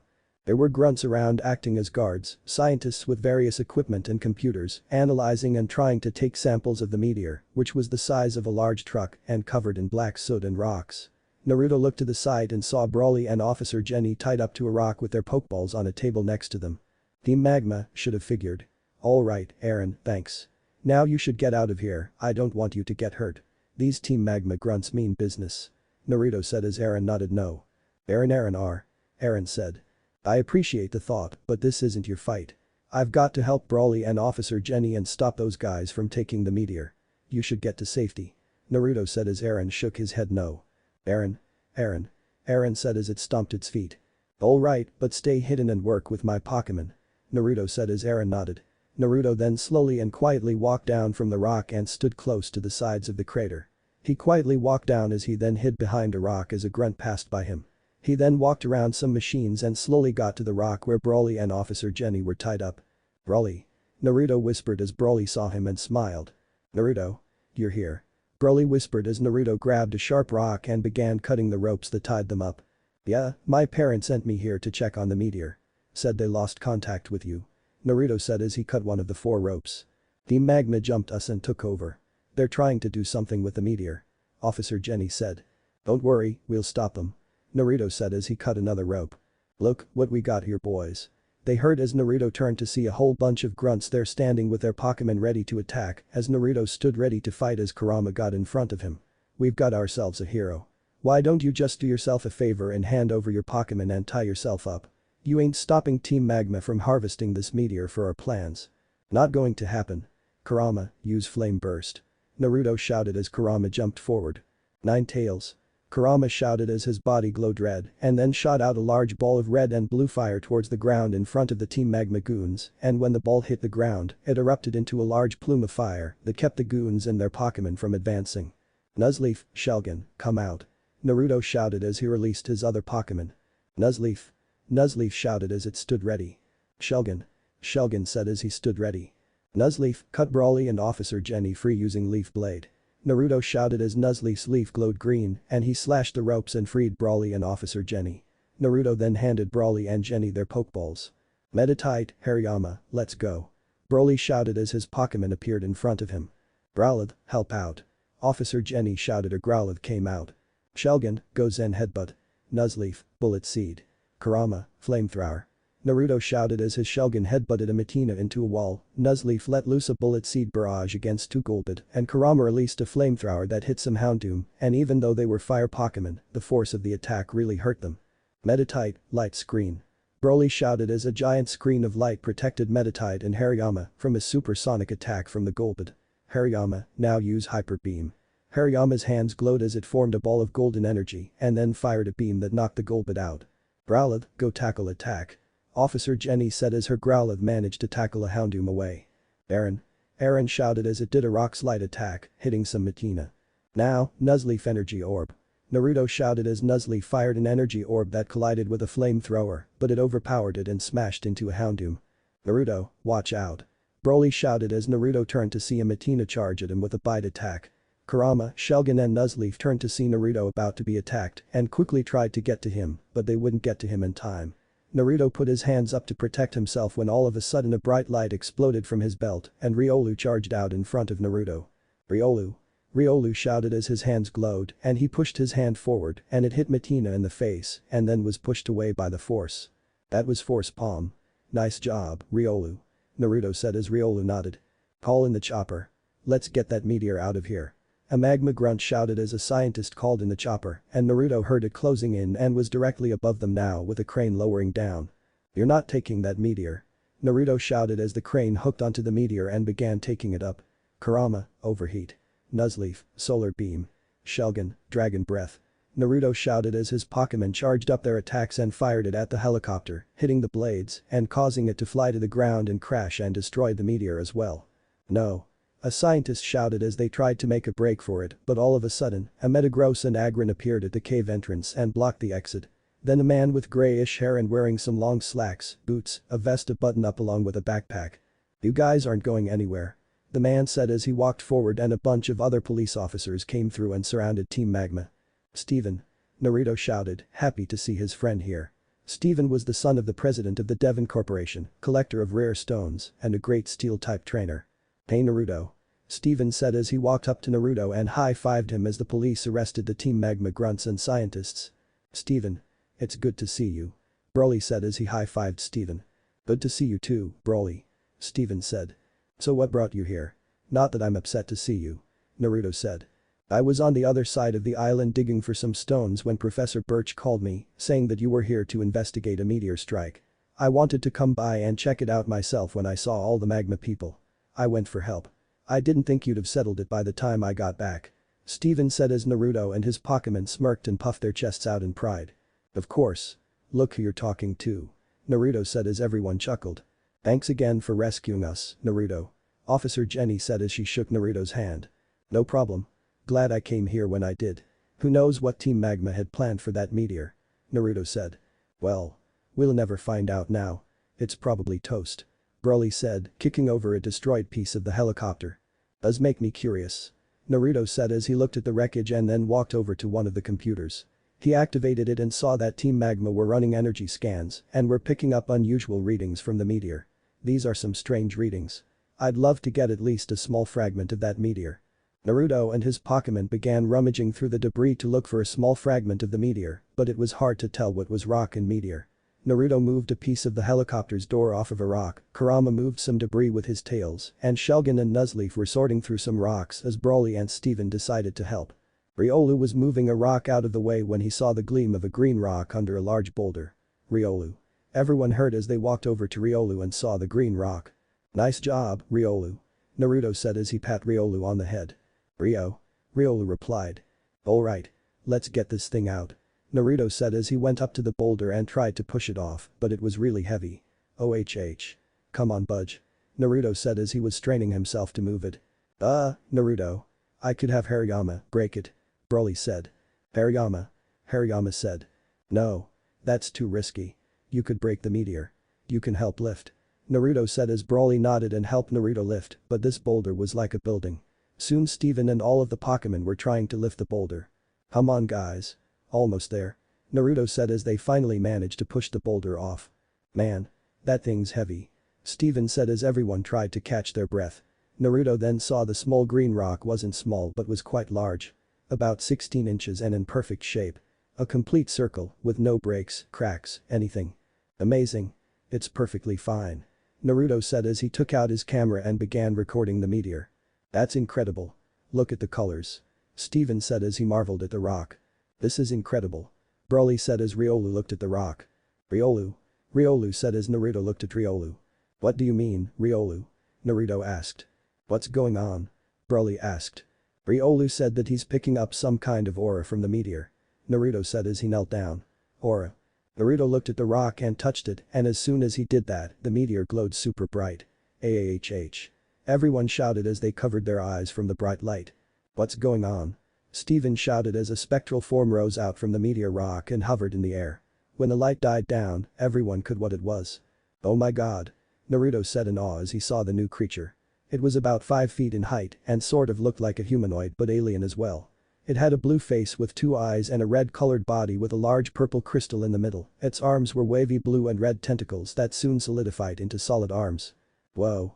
Broly said. Arceus. Steven said. The creature looked at Naruto and everyone and its face glowed as it shot out an energy beam that seemed to analyze its environment. Naruto's Pokémon were ready to attack, but Naruto told them to stop. Easy guys. Don't attack. Naruto said as he slowly walked forward and the Pokémon lowered itself to the ground and stood in front of Naruto and tilted its head. Hi. I'm Naruto. Naruto said as the creature just tilted its head as it looked at him. You came out of that meteor my friends and I found. Naruto said as the creature looked at him. Can you understand me? He asked as the creature nodded yes. It then reached its arm out and formed a hand. Naruto looked confused but then saw the Pokémon nod, so Naruto grabbed the hand. Then the creature's eyes glowed blue as Naruto's eyes glowed as well, and after a few seconds, it stopped. Whoa. What was that? Naruto asked as he shook his head. The creature then replied in a form of sounds like computers or machines would make. You fell to this planet wait. I can understand you. You made it so I would understand what you said. Naruto said as the Pokémon nodded. Amazing. So you fell to this planet from space. You crash landed here and were scared to come out because you could feel the evil from Team Magma. Naruto said as the Pokémon nodded. Amazing, a Pokémon that can feel emotions. It must be some kind of psychic type. Steven said. You showed yourself after they were gone and I touched the meteor you felt comfortable and safe with me. Naruto said as the Pokémon nodded. Well, I'm glad you're safe. And that I got here just in time so that Team Magma couldn't do anything. If you want, you can come with me for a bit just to make sure you're alright. Then I'll let you go. The Pokémon contemplated Naruto's words and looked at him. This human had an aura of trust and could tell he was being genuine and truthful. The Pokémon nodded as Naruto smiled and reached into his bag. He opened one of the pockets and pulled out an Ultra Ball. Here. Naruto said as the creature tapped the ball. The Ultra Ball grew to regular size, opened up, and the Pokémon was sucked in. The Pokeball closed and then dinged, indicating the Pokémon was caught. Amazing. Naruto said as he used his research Pokédex to analyze the new Pokémon. A Pokémon from outer space. Things are going to get interesting. End of chapter 1. A new friend and Pokémon. After Naruto had caught the new Pokémon, he, Broly, and Steven quickly headed to the Pokémon Center with all their Pokémon and Eren following them. Naruto got to the Pokémon Center and quickly went to the videophone and set up a 4-way call with Professor Oak, Professor Birch and his parents. After a few seconds of the phones ringing, the screens turned on to show Professor Oak, Birch and Naruto's parents. Naruto. Oh good. You're at the Dewford Islands. Kushina said. Yup. I arrived here a few hours ago and found the meteor. You were right to send me. Naruto said. We were? Birch asked. Oh, yeah. Officer Jenny and I got ambushed by some Team Magma grunts. They tied us up and were doing some experiments on the meteor. If Naruto hadn't shown up and stopped them, who knows what they would have done. Broly said. Team Magma. What on earth could they want with that meteor? Minato said. Well, they won't find out. I got there in time too with the police. Team Magma are all sitting in jail cells now. Steven said. Riolu.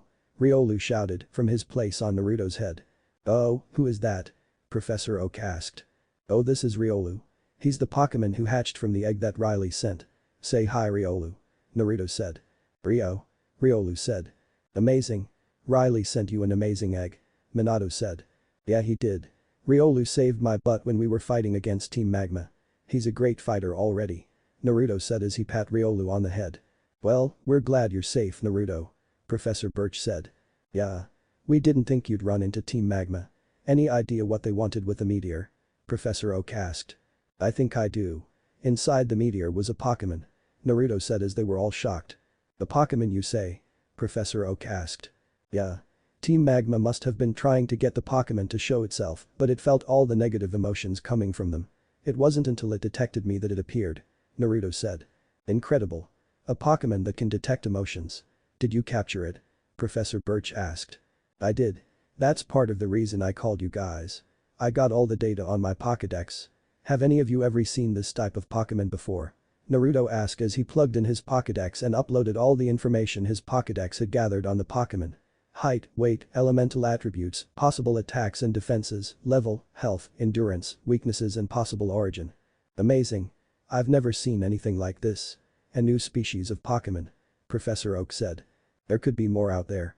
If this Pokémon came from a meteor, it's possible that there have been some on the planet before. Minato said. Well, I've never seen one like this before. Kushina said as she looked at the data. This seems familiar. Professor Birch said as his computer beeped. Hold on a second. Wait. Now I know I've seen this type of Pokémon before. You have? Where? Naruto asked. Well, I never saw it, but a colleague of mine has and sent over the data on the Pokémon. Professor Lund from Laru City. Professor Birch said. You mean the inventor? Naruto asked.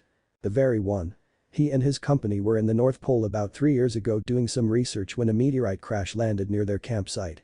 Inside that meteorite was a Pokémon, one that he had never seen before, and it looked exactly like the one you caught today. Professor Birch said. Amazing. What happened? Minato asked. Well, unfortunately the Pokémon that appeared had stumbled onto the territory of Rayquaza. Professor Birch said. Rayquaza, the Sky Guardian. Naruto said in amazement. Exactly.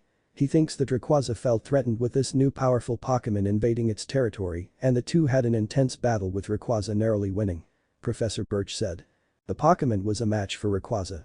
That must be one powerful Pokémon. Minato said. Indeed.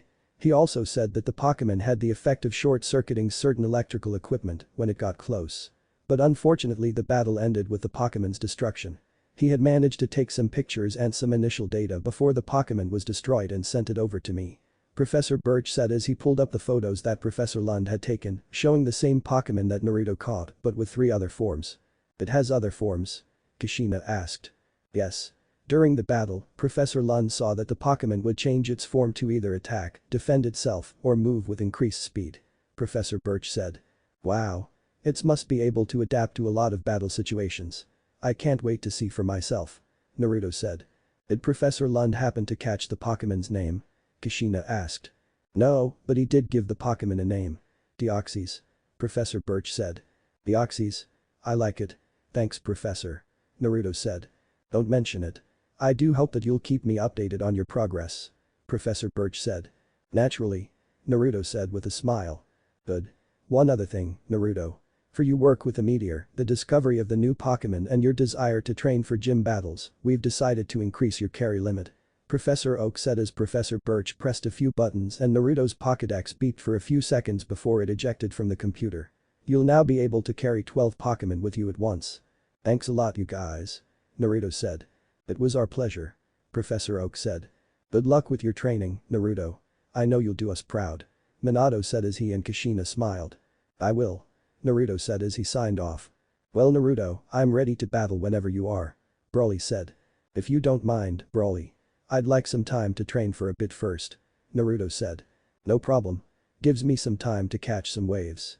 Broly said as he left. I better get going too. I still got some research to be doing. Bye Naruto. Steven said as he left. See ya Steven. Naruto said as it was just him, Riolu, Kurama and Eren. And a big thanks to you, Eren. You lead me to Deoxys and you did an amazing job fighting. If you would do me the honor, I'd love to have you on my team as I challenge the gym leaders and strive to become the best. Eren said, happily. Eren nuzzled its head against Naruto's hand as Naruto smiled. Thanks Eren. We'll become the best. Now which kind of Pokeball do you want? Naruto asked as he took out 5 different types. A regular Pokeball, a Great Ball, a Heavy Ball, a Luxury Ball and a Level Ball. Eren said as he used its paw to touch the Heavy Ball. The Heavy Ball opened and Eren was sucked into the ball. It closed and a ding was heard as he was captured. Naruto then released Eren and scanned Eren with his Pokédex. Eren, the Iron Armor Pokémon. Eren has an impressive defense power and eats iron ore in order to build up the metal in its body. This Eren is level 29. The Pokédex said. Whoa, Eren. You're already really strong. Naruto said as Eren was happy. Come on, guys. Let's get some sleep. We'll start training tomorrow. Naruto said as he went to his room in the Pokémon Center and got some sleep. Line break XXXXX. The next morning, Naruto woke up early, showered and got dressed. He got a quick breakfast, readied breakfast for the rest of his Pokémon, and walked out to do some training. He found an empty spot near the ocean, near some rocks where the waves would crash onto shore, but also near some trees and a flat spot of ground. Naruto set his backpack down next to a tree for a shade and pulled out his camera and research Pokédex as Kurama walked with him, with a mat in his mouth and put it down. Thanks, boy. Naruto said as he unrolled the mat. He then unclipped all his Pokeballs. Come out, guys. Naruto shouted as he released all his Pokémon. Shelgon shouted. Nuzleaf shouted. Riolu shouted. Eren shouted. BZZT. Deoxys said in its language. Hey guys. We've got some new friends. Meet Eren and Deoxys. Naruto said as his Pokémon talked amongst themselves as Naruto walked up to Deoxys. I was told that there may be more Pokémon like you out there, Deoxys. If you want to go out there and try and find them, you're more than welcome to. It's your choice and if you want to leave, I will more than understand. Naruto said as Deoxys looked at Naruto and tilted his head. Its eyes then glowed blue as it read Naruto's emotions and Naruto was being truthful. Deoxys then shook his head no, deciding to stay. Okay, Deoxys. Thanks. My dream is to become a great Pokémon researcher, but I also want to do gym battles. So right now, we will all be training for our gym battle against Broly. He's a fighting type Pokémon gym leader, but he's really strong and smart, so we'll need to be ready. Naruto said as his Pokémon nodded. Deoxys, if you don't mind. I'd like to get an idea about how to use you in a battle. Naruto said as Deoxys nodded. Naruto then pulled out his Pokédex and did another scan of Deoxys with the information he got from Professor Birch. From what the Pokédex could tell, Deoxys was very high level at 69, being higher than Kurama who was Naruto's best. So you're a psychic type, but from what Professor Birch said, you've got some additional forms. Let's see what you can do. Alright, here's one move I recognize. Naruto said as he looked at a coming wave. Deoxys, use psychic and dispel that wave. Naruto shouted as Deoxys looked at the wave and its eyes glowed blue and the large wave that was coming to the shore instantly froze and then dispelled. Nice job. Naruto said as he saw how quickly Deoxys was able to do that. Deoxys' eyes continued to glow as its form then shifted so that its head pointed out and the ears or blocks on its head were angular. Its arms changed so that it was 2 long tentacles on each side and points extended out from its legs. The water then glowed as it suddenly exploded and showered water all over the place. In the spot of the explosion was a large maelstrom as it spun rapidly. Wow. That's powerful. Naruto said. Okay, what else can you do? Naruto asked as Deoxys looked at him and levitated up a few feet off the ground. Its chest glowed as it fired a black stream of energy and hit the maelstrom and it exploded, returning the sea to normal. Nightshade. Naruto said, recognized that attack. Deoxys then moved its tentacles together and fired a blast of ice and froze the shoreline in ice. Ice beam. Deoxys then copied itself, performing double team, and then one clone fired Hyper Beam, another used Solar Beam, another used Thunderbolt, another used Shadow Ball, another used Focus Blast, and another used Water Pulse. After the attacks, the clones disappeared as the real Deoxys held its tentacles in front of its chest as the gem glowed bright purple. Then a small orb of bright glowing energy formed and grew to the size of a basketball. The Oxys then threw the ball at the ocean. It hit the water, and then the water exploded in a giant explosion, showering rain everywhere. Whoa. Naruto said as his Pokédex said that move was Psycho Boost, a very powerful psychic attack. The Oxys then levitated back to the ground as it shifted back to its normal form. That was amazing, Deoxys. I've never seen such power before.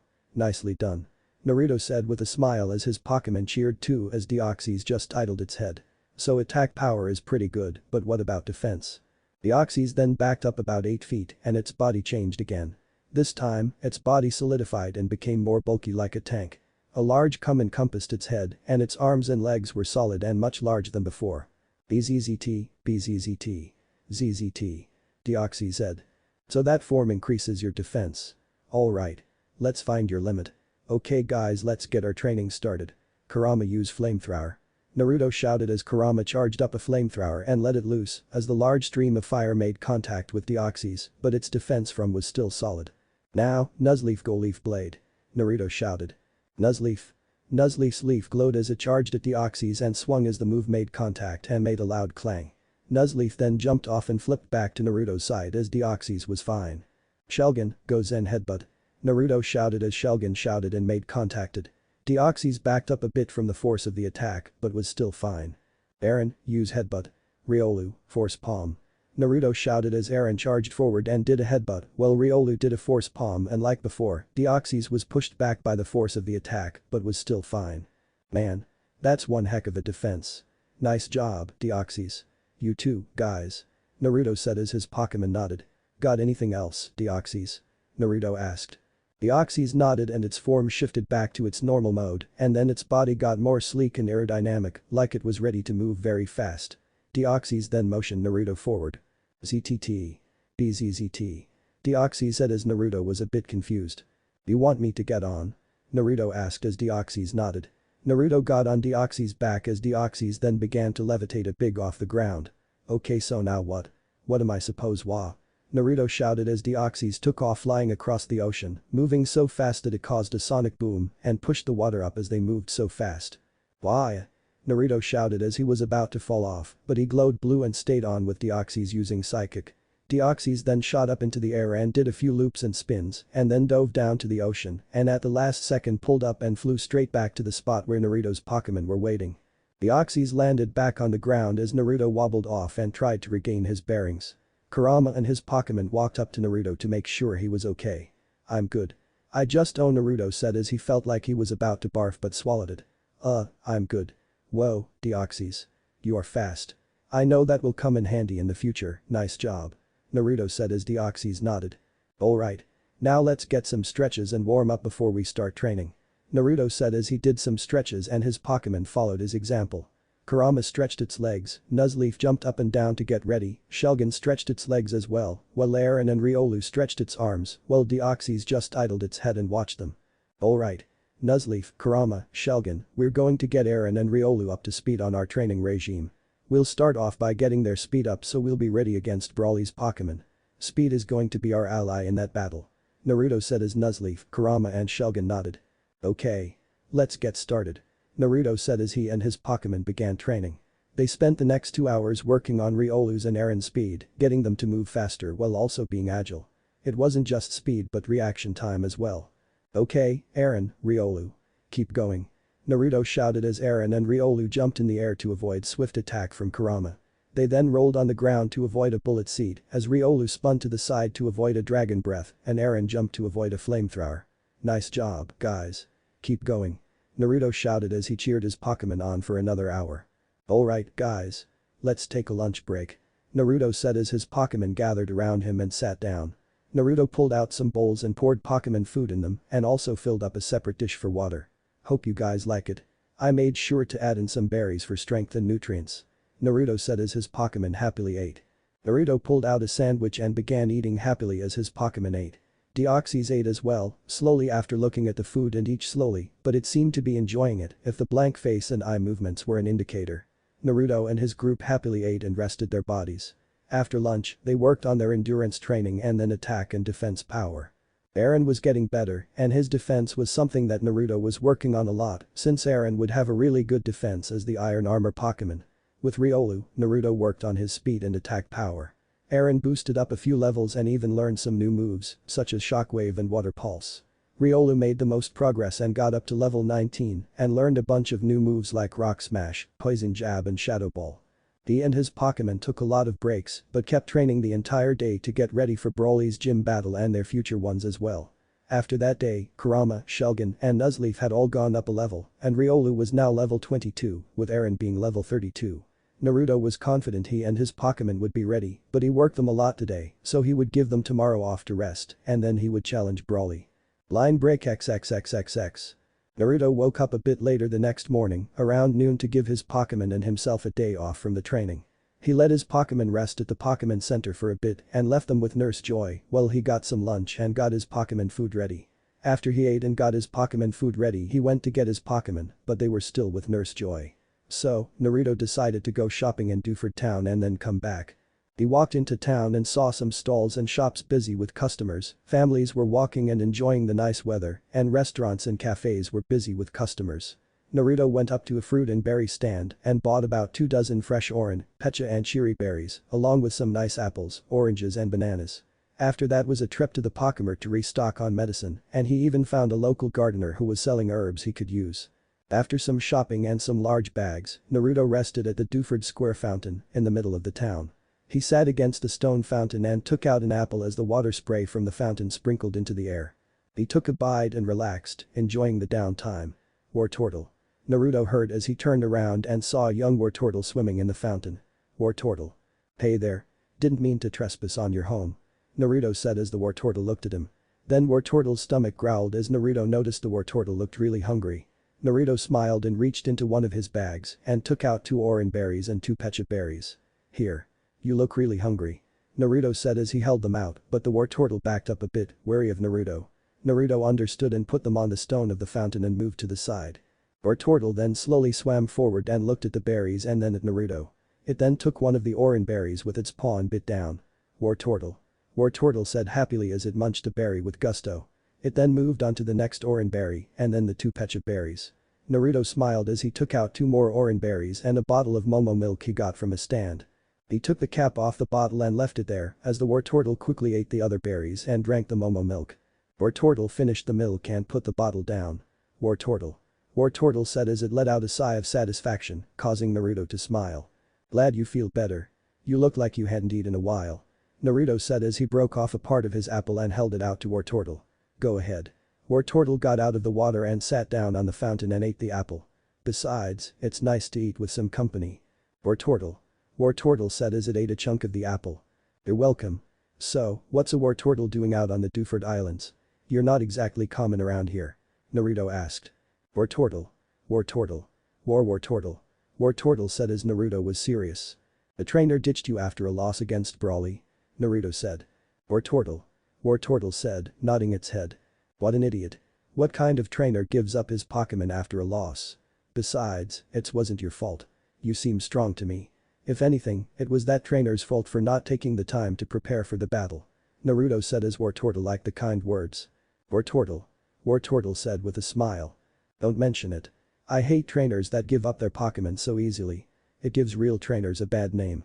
If I ever did that, not only would my parents and Pokémon kick my ass, but I would too. Naruto said as he chuckled and looked at Wartortle. Hey Wartortle. Want to hang out with my Pokémon today?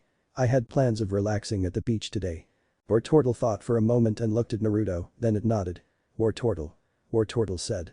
Great, come on. Naruto said as Wartortle followed Naruto to the Pokémon Center. Naruto walked into the Pokémon Center with Wartortle following him as he went up to Nurse Joy. Hey Nurse Joy. Are my Pokémon ready? They are. They are all in such good condition and are the pictures of perfect health. You've done a really good job, Naruto. Nurse Joy said as she held out the tray with 6 Pokeballs. Thanks. Naruto said as he took them and clipped them to his belt. He and Wartortle left the gym and went to the beach where a few people were lounging about and enjoying their day. Naruto found a nice spot near some shade and put his backpack and bags down and unclipped his Pokeballs. Come on out, you guys. Naruto shouted as he released his Pokémon. Ninetales. Kurama shouted as it stretched. Nuzleaf. Nuzleaf said. Shulgin. Shulgin said. Eren. Eren said. Riolu said. BZZT. Deoxys said as his Pokémon stretched. Alright. Guys, enjoy our rest day and have fun. And this is Wartortle. He'll be joining us. Naruto said. Wartortle. Wartortle said as he stepped forward. Now go have fun. Naruto said as his Pokémon began to play. Deoxys flew up into the sky to relax or something. Riolu, Aaron, Nuzleaf and Wartortle played in the sand and water, while Shellgun and Kurama took a nap on the nice sand and let the sun warm them up. Naruto and his Pokémon spent the entire rest of the day relaxing at the beach and letting their bodies rest for the gym battle tomorrow. They had snacks of fresh berries, fruit and soda, and they had fun. There was a practice battle with one of the surfers and Naruto won. After that, it just some more relaxing until it was time to head back to the Pokémon Center and get some sleep. Naruto returned his Pokémon except for Kurama. Naruto stood up and looked at Wartortle. Wartortle. Today was a fun day. It was nice to meet you. Naruto said with a smile. Wartortle. Wartortle said with a small smile, but was sad to think his new friends would be gone. I saw you have a lot of spirit and I couldn't think that a Pokémon like you could have that much. And given how well you got along with all of my Pokémon, I would be honored if you would join my team as we strive to beat the gym leaders and become the best Pokémon battle and research team. Naruto said as he knelt down and held his hand out. Wartortle was shocked at first, but soon had the biggest smile it ever had. Wartortle. Wartortle shouted in happiness as it jumped and hugged Naruto as Naruto hugged back. Welcome to the team, buddy. Naruto said as he took out his Pokédex and scanned Wartortle. Wartortle, the turtle Pokémon. The evolved form of Squirtle. A highly sought after Pokémon because its long fur-covered tail is said to bring good luck. The Pokédex said. This Wartortle is level 23. Its special ability is Torrent. Known moves. Skull Bash, Hydro Pump, Withdraw, Iron Defense, Rapid Spin, Ice Punch, Icy Wind, Bite, Protect, Double Team, Rock Smash. The Pokédex added. Wow, you're really strong Wartortle. And I know that we'll go far and you'll become a powerful Blastoise. Naruto said with a smile. Wartortle. Wartortle nodded. And I know just the Pokeball for you. Naruto said as he took out a blue and black netball. He touched the ball to Wartortle's head and Wartortle was sucked in and after a shake, it dinged, indicating Wartortle was caught. And that's 7. Glad Professor Oak extended my carry limit. Naruto said as he and Kurama left for the Pokémon Center. Line break XXXXX. The next day, Naruto woke up nice and early, took a shower and got him and his Pokémon some breakfast in preparation for his battle with Broly for his Knuckle Badge. Naruto stood outside the Dewford gym with his Pokémon all beside him, except for Deoxys, because Naruto wanted to keep Deoxys hidden to keep him safe. Alright guys. Let's get our second gym badge. Naruto said as his Pokémon cheered. Ninetales. Shellgun. Nuzleaf. Riolu. Aaron. Wartortle. His Pokémon cheered with him as they walked into the gym. They walked in to see the large Pokémon flat battlefield with a surrounding area that held benches and chairs and even stadium seating. There were about a dozen people around the gym, some wearing official gym vests and worked for Broly, while others were just friends or trainers stopping by. Naruto saw Broly talking to some people. Broly. Naruto shouted as Broly turned to see Naruto and his Pokémon. Naruto. Broly said with a smile. You ready for your gym battle? You bet I am. Naruto said as his Pokémon agreed. Alright. Let's do it. Broly said as he and Naruto stood at their sections while Broly's friend sat down on some benches or in the seats. I hope you don't mind the audience. My friends and I were talking before you got here. Doesn't bother me. Naruto said as the gym official stood with his flags. The gym battle between Broly of the Dewford Gym and Naruto of Satopolis City will now begin. Each trainer will use 2 Pokémon and only the challenger is allowed substitutions. Trainers, select your Pokémon. The official said as Naruto knelt down to Riolu. Okay, Riolu. This is going to be our first gym battle together. We trained hard and you've come along so all I want from you is your best. You ready? Naruto asked. Riolu said, confident. Alright, Riolu, take charge of the battle. Naruto shouted as Riolu jumped forward onto the field. Riolu, huh? Interesting. Matchup, let's go. Broly shouted as he threw his Pokeball and his matchup appeared on the field. Matchup shouted. The battle between Riolu and Matchup will now begin. The commenter shouted as he waved his flags. Riolu, bulk up. Naruto shouted as Riolu took a breath and a blue aura appeared around it that increased Riolu's attack and defense power. Nice move. Matchup, you use bulk up too. Broly said as Matchup did. Okay, now let's try one of your new moves. Go, Shadow Ball. Naruto shouted. Riolu shouted as it formed a dark and purple ball of energy between its hands and fired it at Matchup. Matchup, here it comes. Broly shouted as Matchup prepared itself for the attack. The shadow ball hit Matchup and did some damage but not a lot. The force of the attack sent Matchup skidding back a foot, but Matchup was fine. Nice. Now use rock throw. Matchup dug its hands into the ground and picked up 2 rocks and chucked them at Riolu. Riolu, quick dodge. Naruto shouted as Riolu jumped out of the way of the rocks. Matchup, get in close and use karate chop. Broly shouted as Matchup charged forward with its hand out ready to strike. Riolu charged forward and used mimic. Naruto shouted as Riolu charged forward. Its eyes glowed and then its hands glowed, copying the move karate chop. Riolu shouted as the 2 karate chops intercepted. Riolu and Matchup pushed, trying to establish dominance, but Matchup was a bit stronger, so Matchup pushed forward and sent Riolu skidding across the ground. Riolu, you okay? Naruto shouted as Riolu got back onto his feet. Riolu replied. Riolu's got spirit, just like you. Let's see if he's just as smart. Matchup, use focus blast.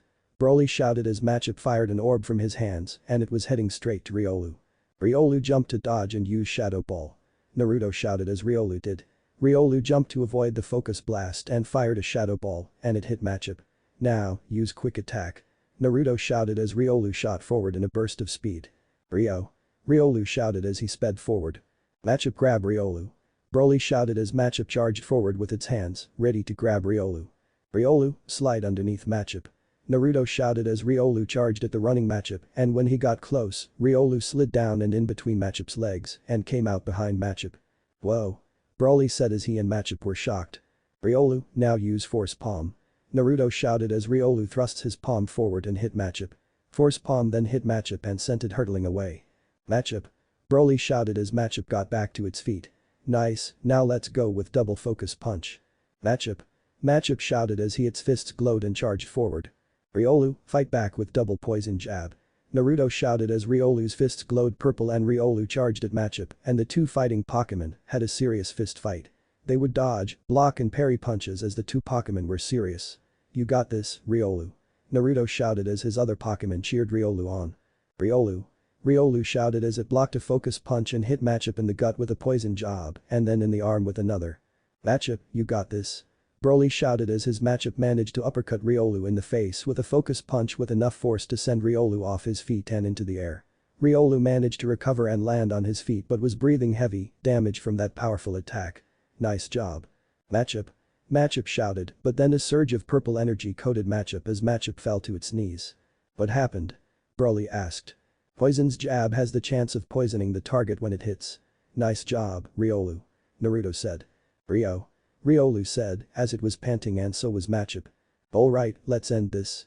Matchup use focus punch. Broly shouted as Matchup charged forward. Riolu, use force palm.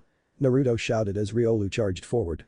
Riolu and Matchup charged at each other and both landed solid hits on each other. Matchup, use cross chop, go.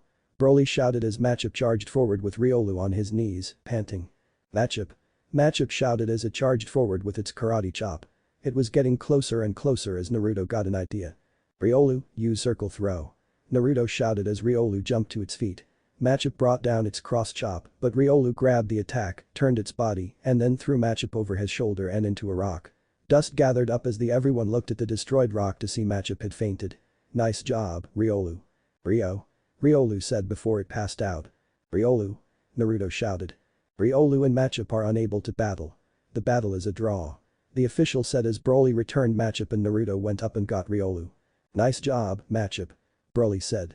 You did an awesome job, Riolu. Naruto said as Riolu had woken up but was very tired. Riolu said. Now you get a nice long rest. Naruto said as he pulled out Riolu's Pokeball and retuned him. You trained your Riolu very well, Naruto. He has the same guts and determination that you do. Broly said. Thanks Broly. Naruto said as he clipped Riolu's ball to his vest. But you're going to need more than that to defeat Hariyama. Broly shouted as he summoned his Hariyama. Hariyama shouted as it was ready for battle. Alright. Eren, take charge of the battle. Naruto shouted as Eren jumped forward. Eren shouted as it was ready. You sure about this, Naruto? Broly asked. I am. I know Eren is ready. Naruto said as Eren stomped its feet. Both trainers have selected their Pokémon. Battle, begin. The official said as he waved his flags. Hariyama, go and use arm thrust. Broly shouted as Hariyama charged forward. Eren, use hidden power. Naruto shouted. Eren Eren shouted as its body glowed and formed a ball of energy and fired it at Hariyama. Hariyama, use arm thrust and go right through. Broly shouted. Yama. Hariyama shouted as it thrusts its arm forward and hit the hidden power and knocked it away and was just about to squash Eren. Eren quick dodge. Naruto shouted as Eren zipped under Hariyama as Hariyama's arm thrust smashed the ground. That's fast. Broly said. Yup. Eren's got great defense as a steel type but also great speed because of his size. Something we trained on. Eren, use metal sound. Naruto shouted. Eren. Eren shouted as it let loose a very loud screech as Hariyama covered its ears. Yama. Hariyama cried out. Eren, now use Stone Edge. Naruto shouted as Eren summoned a bunch of rocks around its body and fired them at Hariyama. Hariyama, dodge. Broly shouted as Hariyama twisted its body like when it's on a surfboard and dodged the Stone Edge. Hariyama, go and use Vital Throw. Broly shouted as it twisted its arm and lashed it out. Eren, Iron Defense. Naruto shouted as Eren glowed as its defense power increased. Hariyama's attack hit as the force sent Eren back a few feet but it was still on its feet. Nice, Eren. Now, let's use Metal Claw. Eren. Eren shouted as its front claws glowed and it charged at Hariyama. Hariyama, catch that attack. Broly shouted as Hariyama used its big hands to catch Eren's Metal Claw. No. Naruto shouted. Ah, just like when we battle a big wave. Finish this with Seismic Toss. Broly shouted as Hariyama grabbed Eren and jumped in the air. As it was in the air, it spun as it was heading to the ground. Eren, use Shockwave, point blank. Naruto shouted as Eren fired a shockwave attack while it was grabbed. Hari. Hariyama cried out in pain as it threw Eren into the ground, causing a big boom. Hariyama fell to the ground, groaning from the electric attack as static covered its body. Hariyama, you okay? Broly asked as Hariyama managed to get back to its feet. Nice. Eren, are you okay? Naruto shouted as the dust cloud dissipated to reveal Eren was still on its feet but was hurt and tired. Eren. Eren said. You're hurt. I should have seen that Metal Claw wouldn't work. Do you think you can still go? Naruto shouted as Eren looked at him. Eren. Eren said as it nodded. That's what makes you one of the best, Eren. Never give up and never underestimate use, right? Naruto shouted. Eren. Eren shouted as its body glowed. Oh. Broly said in shock. Hari. Hariyama was confused. I knew you were close to evolving. All we needed was the right push. Let's do this. Naruto shouted as Eren glowed and began to get bigger, with a much larger body. It had grown at least 4 times larger, with a more powerful base and a stronger steel shell on its back. Laren. Laren shouted. Yeah. You became a Laren. Naruto shouted as he took out his Pokédex. Laren, the Iron Armor Pokémon. Laren is the evolved form of Eren. By drinking nutrient-rich spring water, it strengthens its steel body. The Pokédex said. Alright. Let's win this, Laren. Naruto shouted as Laren stomped its feet. Laren. Laren shouted as a ball of white light formed in its mouth and then fired a beam of energy towards Hariyama. Hariyama, look out. Broly shouted as the beam hit Hariyama and sent it tumbling across the ground. Hari. Hariyama groaned in pain. That was Flash Cannon. Nice, a new move. Naruto said as Laren nodded its head. Laren. Laren shouted. Hariyama, you okay? Broly asked as Hariyama got back to its feet. Nice. Hang in there buddy. Go and use arm thrust. Hari. Hariyama shouted as it charged. Laren, Iron Defense. Naruto shouted as Laren glowed and its already impressive defense power increased more. Hariyama's arm thrust hit but Laren's defense was so strong that Laren stayed on the ground and was okay. What? Broly asked in shock. Laren's defense power is 3 times that of Eren's. He's called the Iron Armor Pokémon for a reason. Laren, knock back Hariyama with Iron Head. Naruto shouted as Laren's head glowed to show its steel shine and it slammed into Hariyama and knocked it away.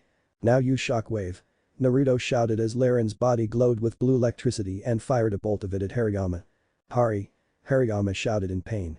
It tried to move forward but it couldn't move its body as static electricity covered its body. No. Broly said. Yes, static. Now, Laren end this. Use Takedown. Naruto shouted as Laren charged forward and ran to Hariyama. Laren. Laren shouted as he tackled right into Hariyama and knocked him away and sent him tumbling to the ground. Hariyama said as it tried to get up but fell to the floor and fainted.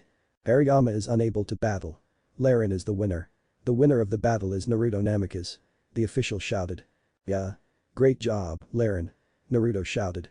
Laren. Laren said he went up to Naruto and Naruto pet his head. Nicely done, Naruto. You trained your Pokémon well. I'm proud to award you with this knuckle badge. Broly said as he held out the knuckle badge. Thanks Broly. Naruto said as he took out his badge case and put the badge in.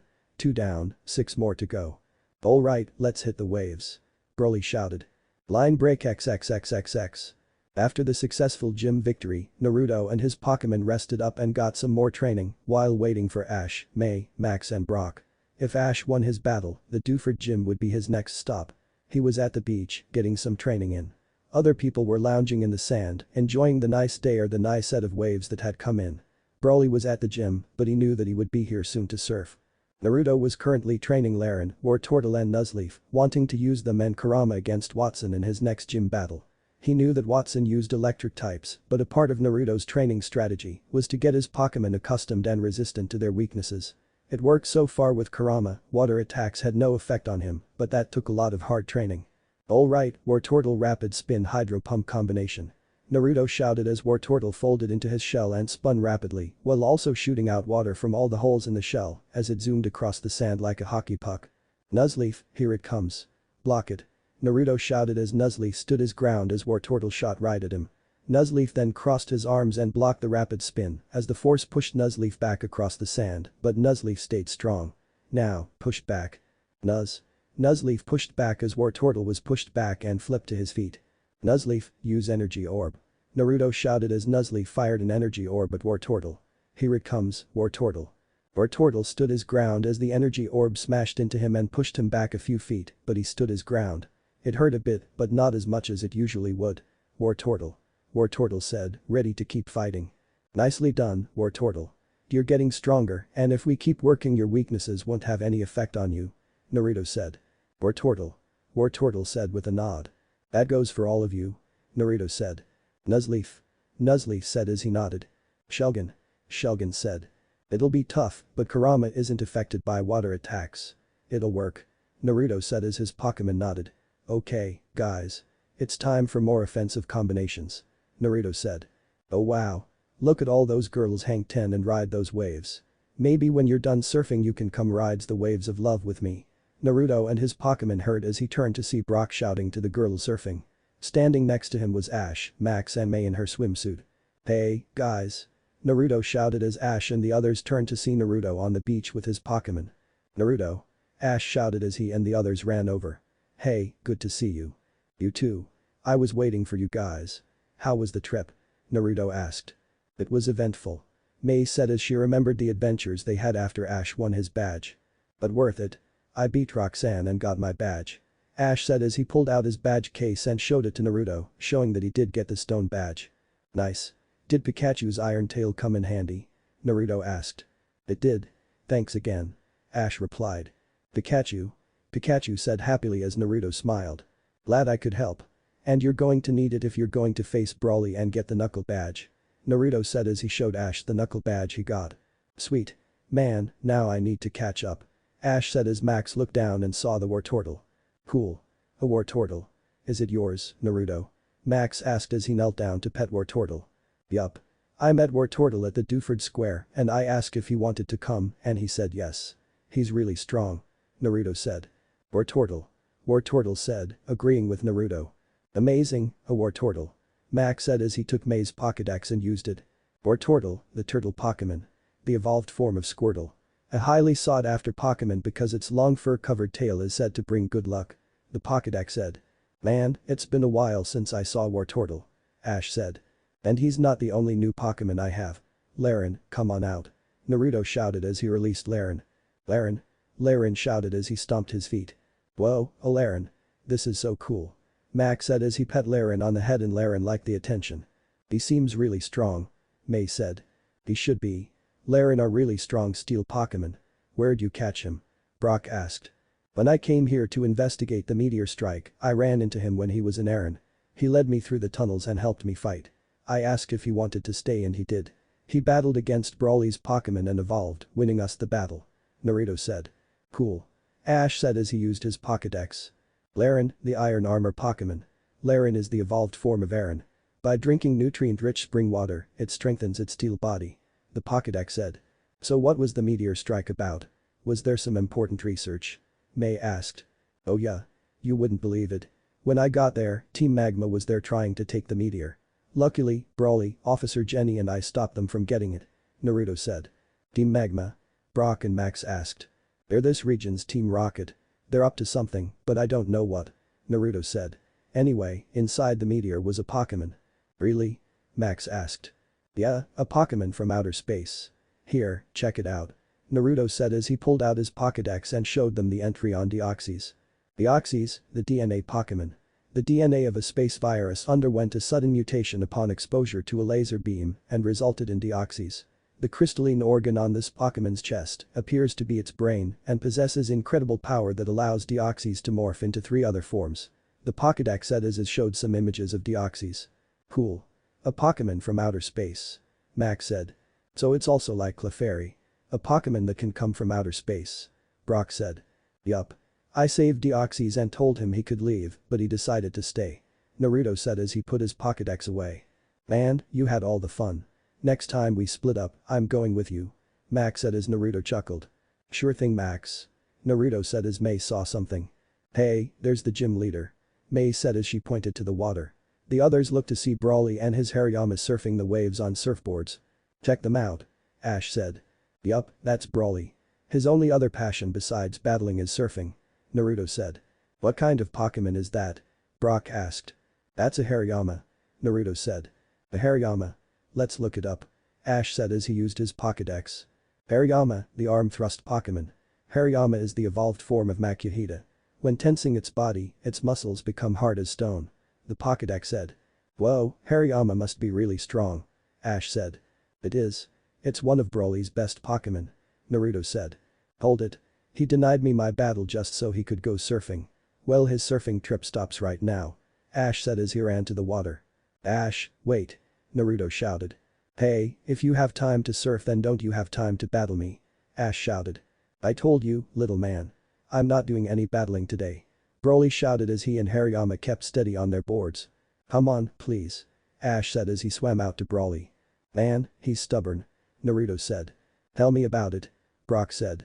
He'll be fine. Come on, let's get some soda. Naruto said as they walked to a nearby snack shop and Naruto bought everyone a soda. They all sat down and drank some soda and relaxed. They saw that Ash and Broly were about to wipe out, but Hariyama grabbed Ash and Broly and jumped to shore. Nice save, Hariyama. Broly said. Hurry. Hariyama replied. Come on, let's head back out there and catch the next one. Broly said. Please. Ash shouted as he begged Broly as Naruto and the others walked up with extra sodas. Please battle me. Later dude. Broly said as all of a sudden a large net grabbed Pikachu and dragged it back to large metal Krabby Robot. Pikachu? Ash shouted as everyone saw Pikachu get taken. Evil after a piece of cake. But a non-fat low-carb version. Team Rocket said as Pikachu let loose a thunderbolt but it didn't affect the Krabby Robot. The boss is going to love us. The head of the Hunt Team Rock Pokémon Nappers. Hey, who are you guys? Broly shouted as Team Rocket did their intro. Bye-bye, twerps. Team Rocket said as the Krabby Robot began swimming away. Not so fast, Team Rocket. Ash shouted. Hey, you can't steal Pokémon like that. Hariyama, help Pikachu out. Broly shouted. Wartortle, you too. Naruto shouted as Hariyama got on top of the surfboard and Wartortle got behind it and pushed Hariyama through the water towards the Krabby Robot. Go, Hariyama. Use Focus Blast. Broly shouted as Hariyama fired a Focus Blast and hit the Krabby Robot arm that was holding Pikachu. Pikachu fell, but Hariyama caught him. Alright, twerps, try this. Team Rocket shouted as the Krabby Robot fired another net at Hariyama and Pikachu. Wartortle, use Blizzard. Naruto shouted. Wartortle. Wartortle let loose a blizzard that froze the net and the Krabby Robot. Pikachu, use Thunderbolt. Ash shouted as Pikachu fired a Thunderbolt that hit the robot, creating an explosion and sending Team Rocket flying away. Team Rocket's blasting off again. Team Rocket shouted. Wartortle pushed Hariyama and Pikachu back to shore. Pikachu, you're okay. Ash said as Pikachu jumped into Ash's arms. Nicely done, Wartortle. Naruto said as Wartortle smiled. Wartortle replied. That Pikachu of yours is really special, little dude. I've never seen a Pikachu with that much power. Broly said. I guess Pikachu is my number one dude. So Broly, will you please face against me in a Pokémon battle? Ash asked. I guess there are some things you can't fight. Alright, Ash. I'll battle you. Broly said as Ash was pumped. Alright, thanks. Ash said. Pick a pie. Pikachu said. Line break XXXXX Ash's gym battle goes just like in the anime. Ash and the group went to the Duford gym for his battle against Brawly, but it ended with Ash losing. He managed to beat Brawly's matchup, but Brawly's Hariyama made quick work of Trico and Ash lost. Ash was bummed out that he lost so quickly, and after the battle, the group was hanging out in the Pokémon Center, waiting to hear back from Nurse Joy about how Ash's Pokémon were doing.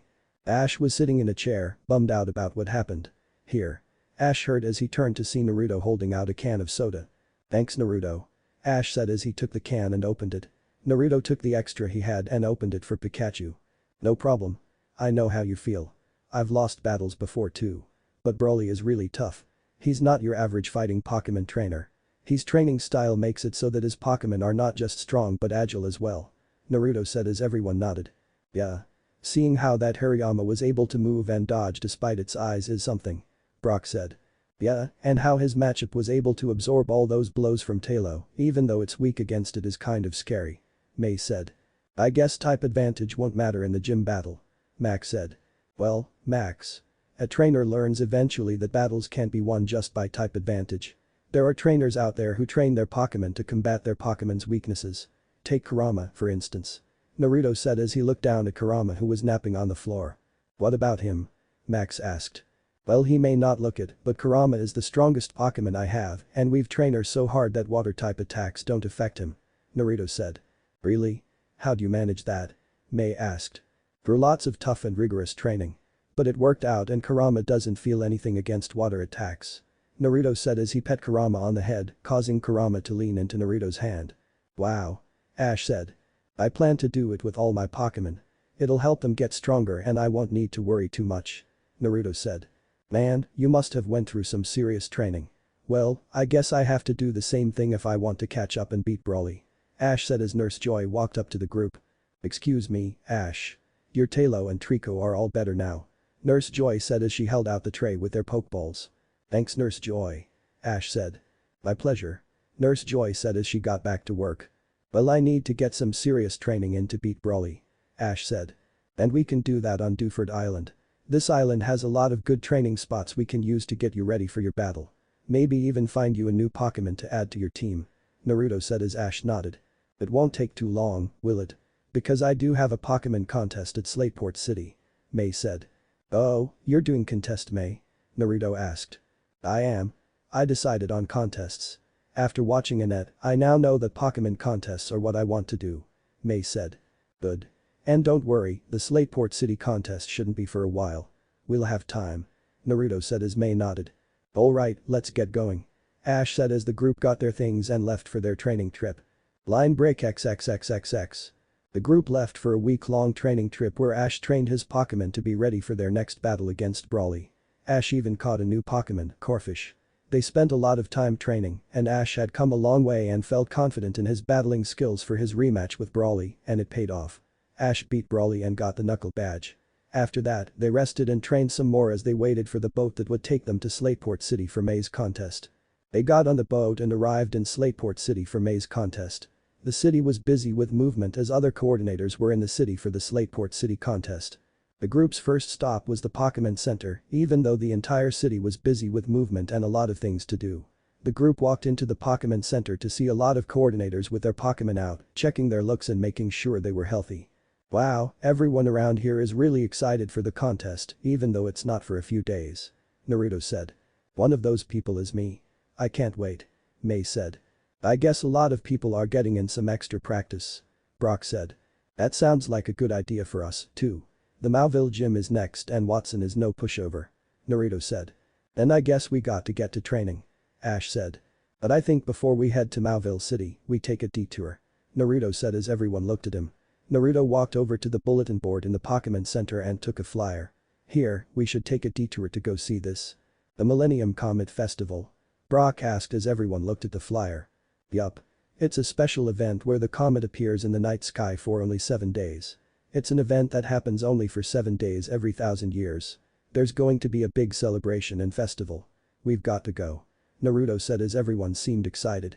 "Look, carnival rides, magicians, shows and food. It looks like a lot of fun," Ash said. "Come on, we've got to go," Max said. "I'm in for it," May said. "Alright, sounds like we've got a plan," After May's contest we're going to the festival. Brock said as everyone nodded. After that decision, the group split up a bit. May wanted to practice for her contest and Ash offered to help her. While they were doing that, Naruto, Max and Brock decided to check out the beach in the Slateport Market. Wow, look at this place. Max said. Yeah, Slateport Market is famous for having a lot of great items that are hard to find elsewhere. Naruto said. Yeah, I think it'd be a good idea to do some shopping here. Brock said. Yeah. Naruto said as he saw Max looking at the Pokeball stand. A merchant was selling new Pokeballs to trainers and coordinators. Eyes, look at this. Look at all the different Pokeballs. There are some I've never seen before. Max said he looked at them all. Wow. Imagine how many apricorns he must have had to use to make all of these Pokeballs. Naruto said. Yeah. Brock said. Apricorns? Max asked. Apricorns are a special fruit that can be used to make Pokeballs.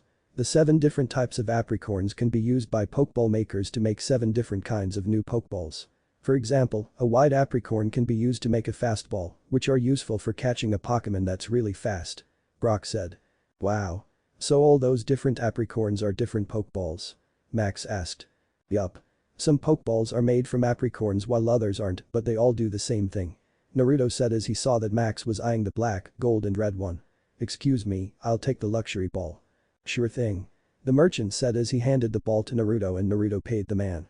Thanks. Here, Max. Naruto said as he handed Max the luxury ball. You mean it? Max asked, excited. Yeah, I saw how you were eyeing the luxury ball and how you don't have a Pokémon yet.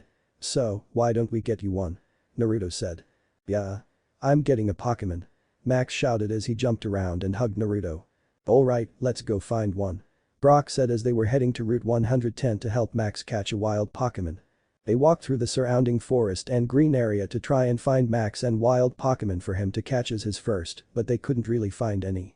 I wonder where everyone is. Brock asked. Yeah, there aren't any Pokémon around here. I wonder why. Naruto asked. Yeah, shouldn't there be Pokémon around here? Max said. Maybe your approach is all wrong. They heard as they turned to see a tall man with spiky gray hair. He had a headband over his right eye, a face mask over his face from his nose down. He wore a black shirt with the Pokeball symbol on his shirt and a vest over with the 6 Pokeballs hooked onto his vest.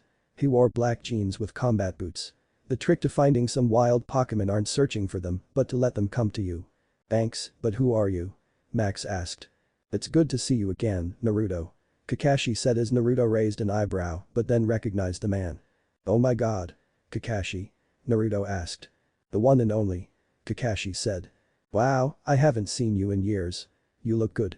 Naruto shouted as he ran up and hugged Kakashi as Kakashi hugged back. Yeah, not since you were a little kid.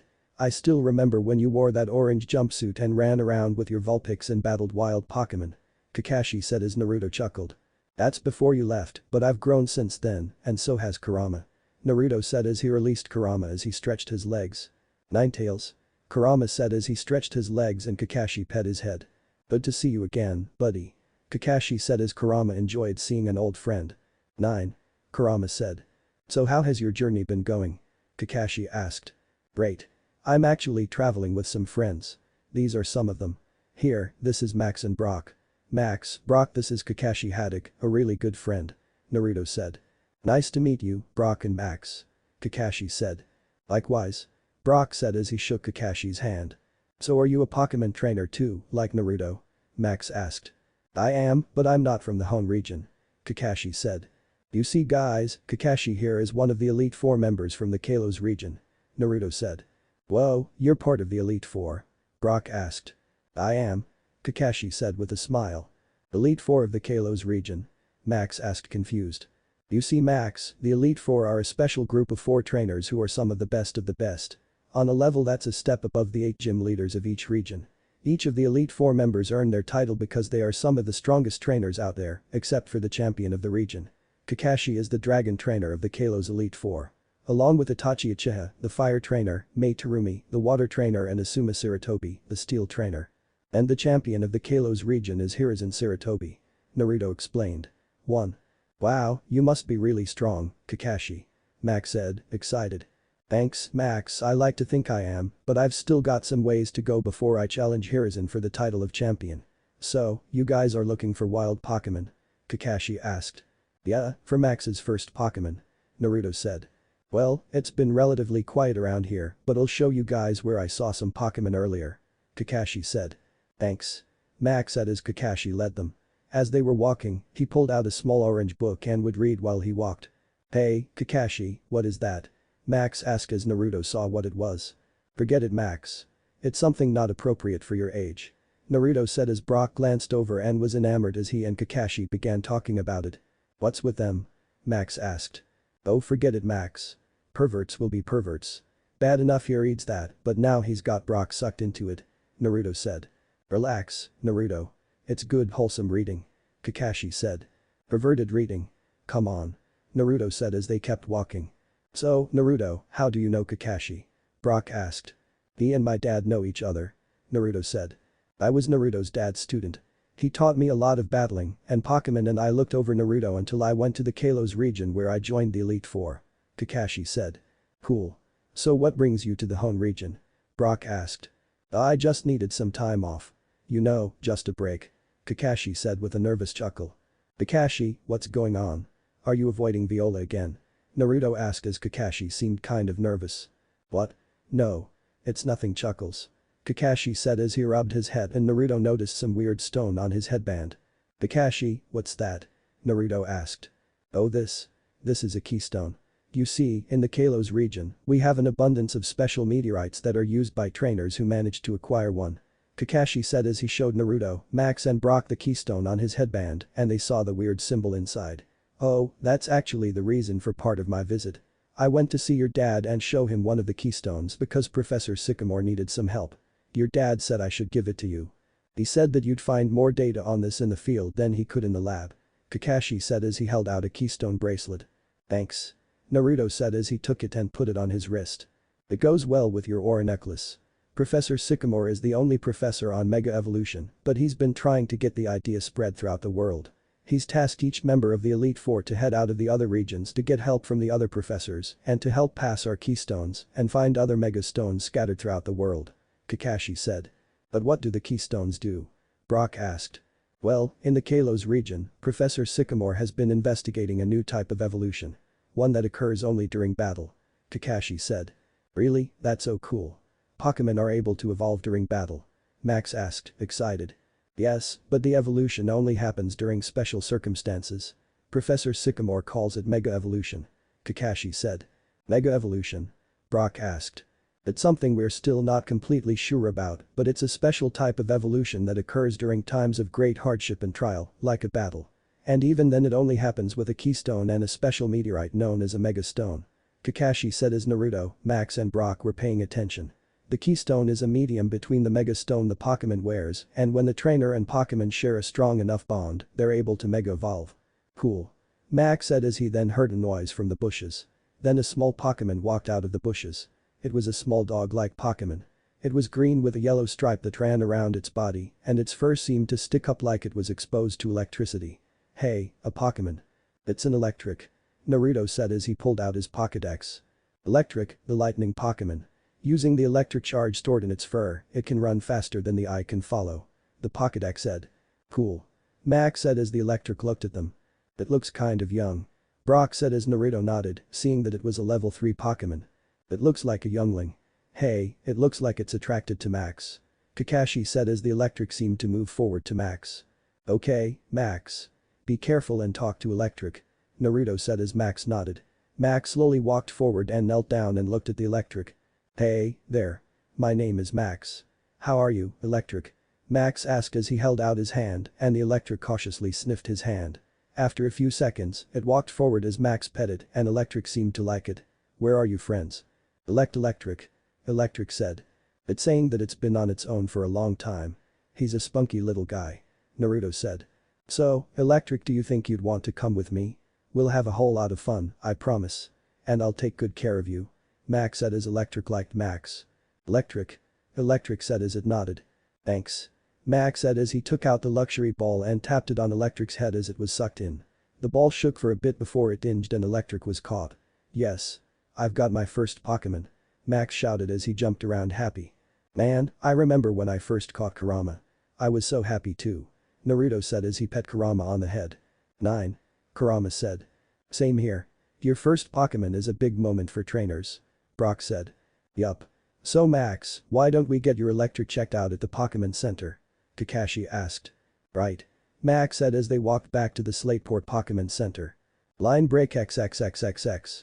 Naruto and the group returned to the Pokémon Center and saw May and Ash talking to Nurse Joy.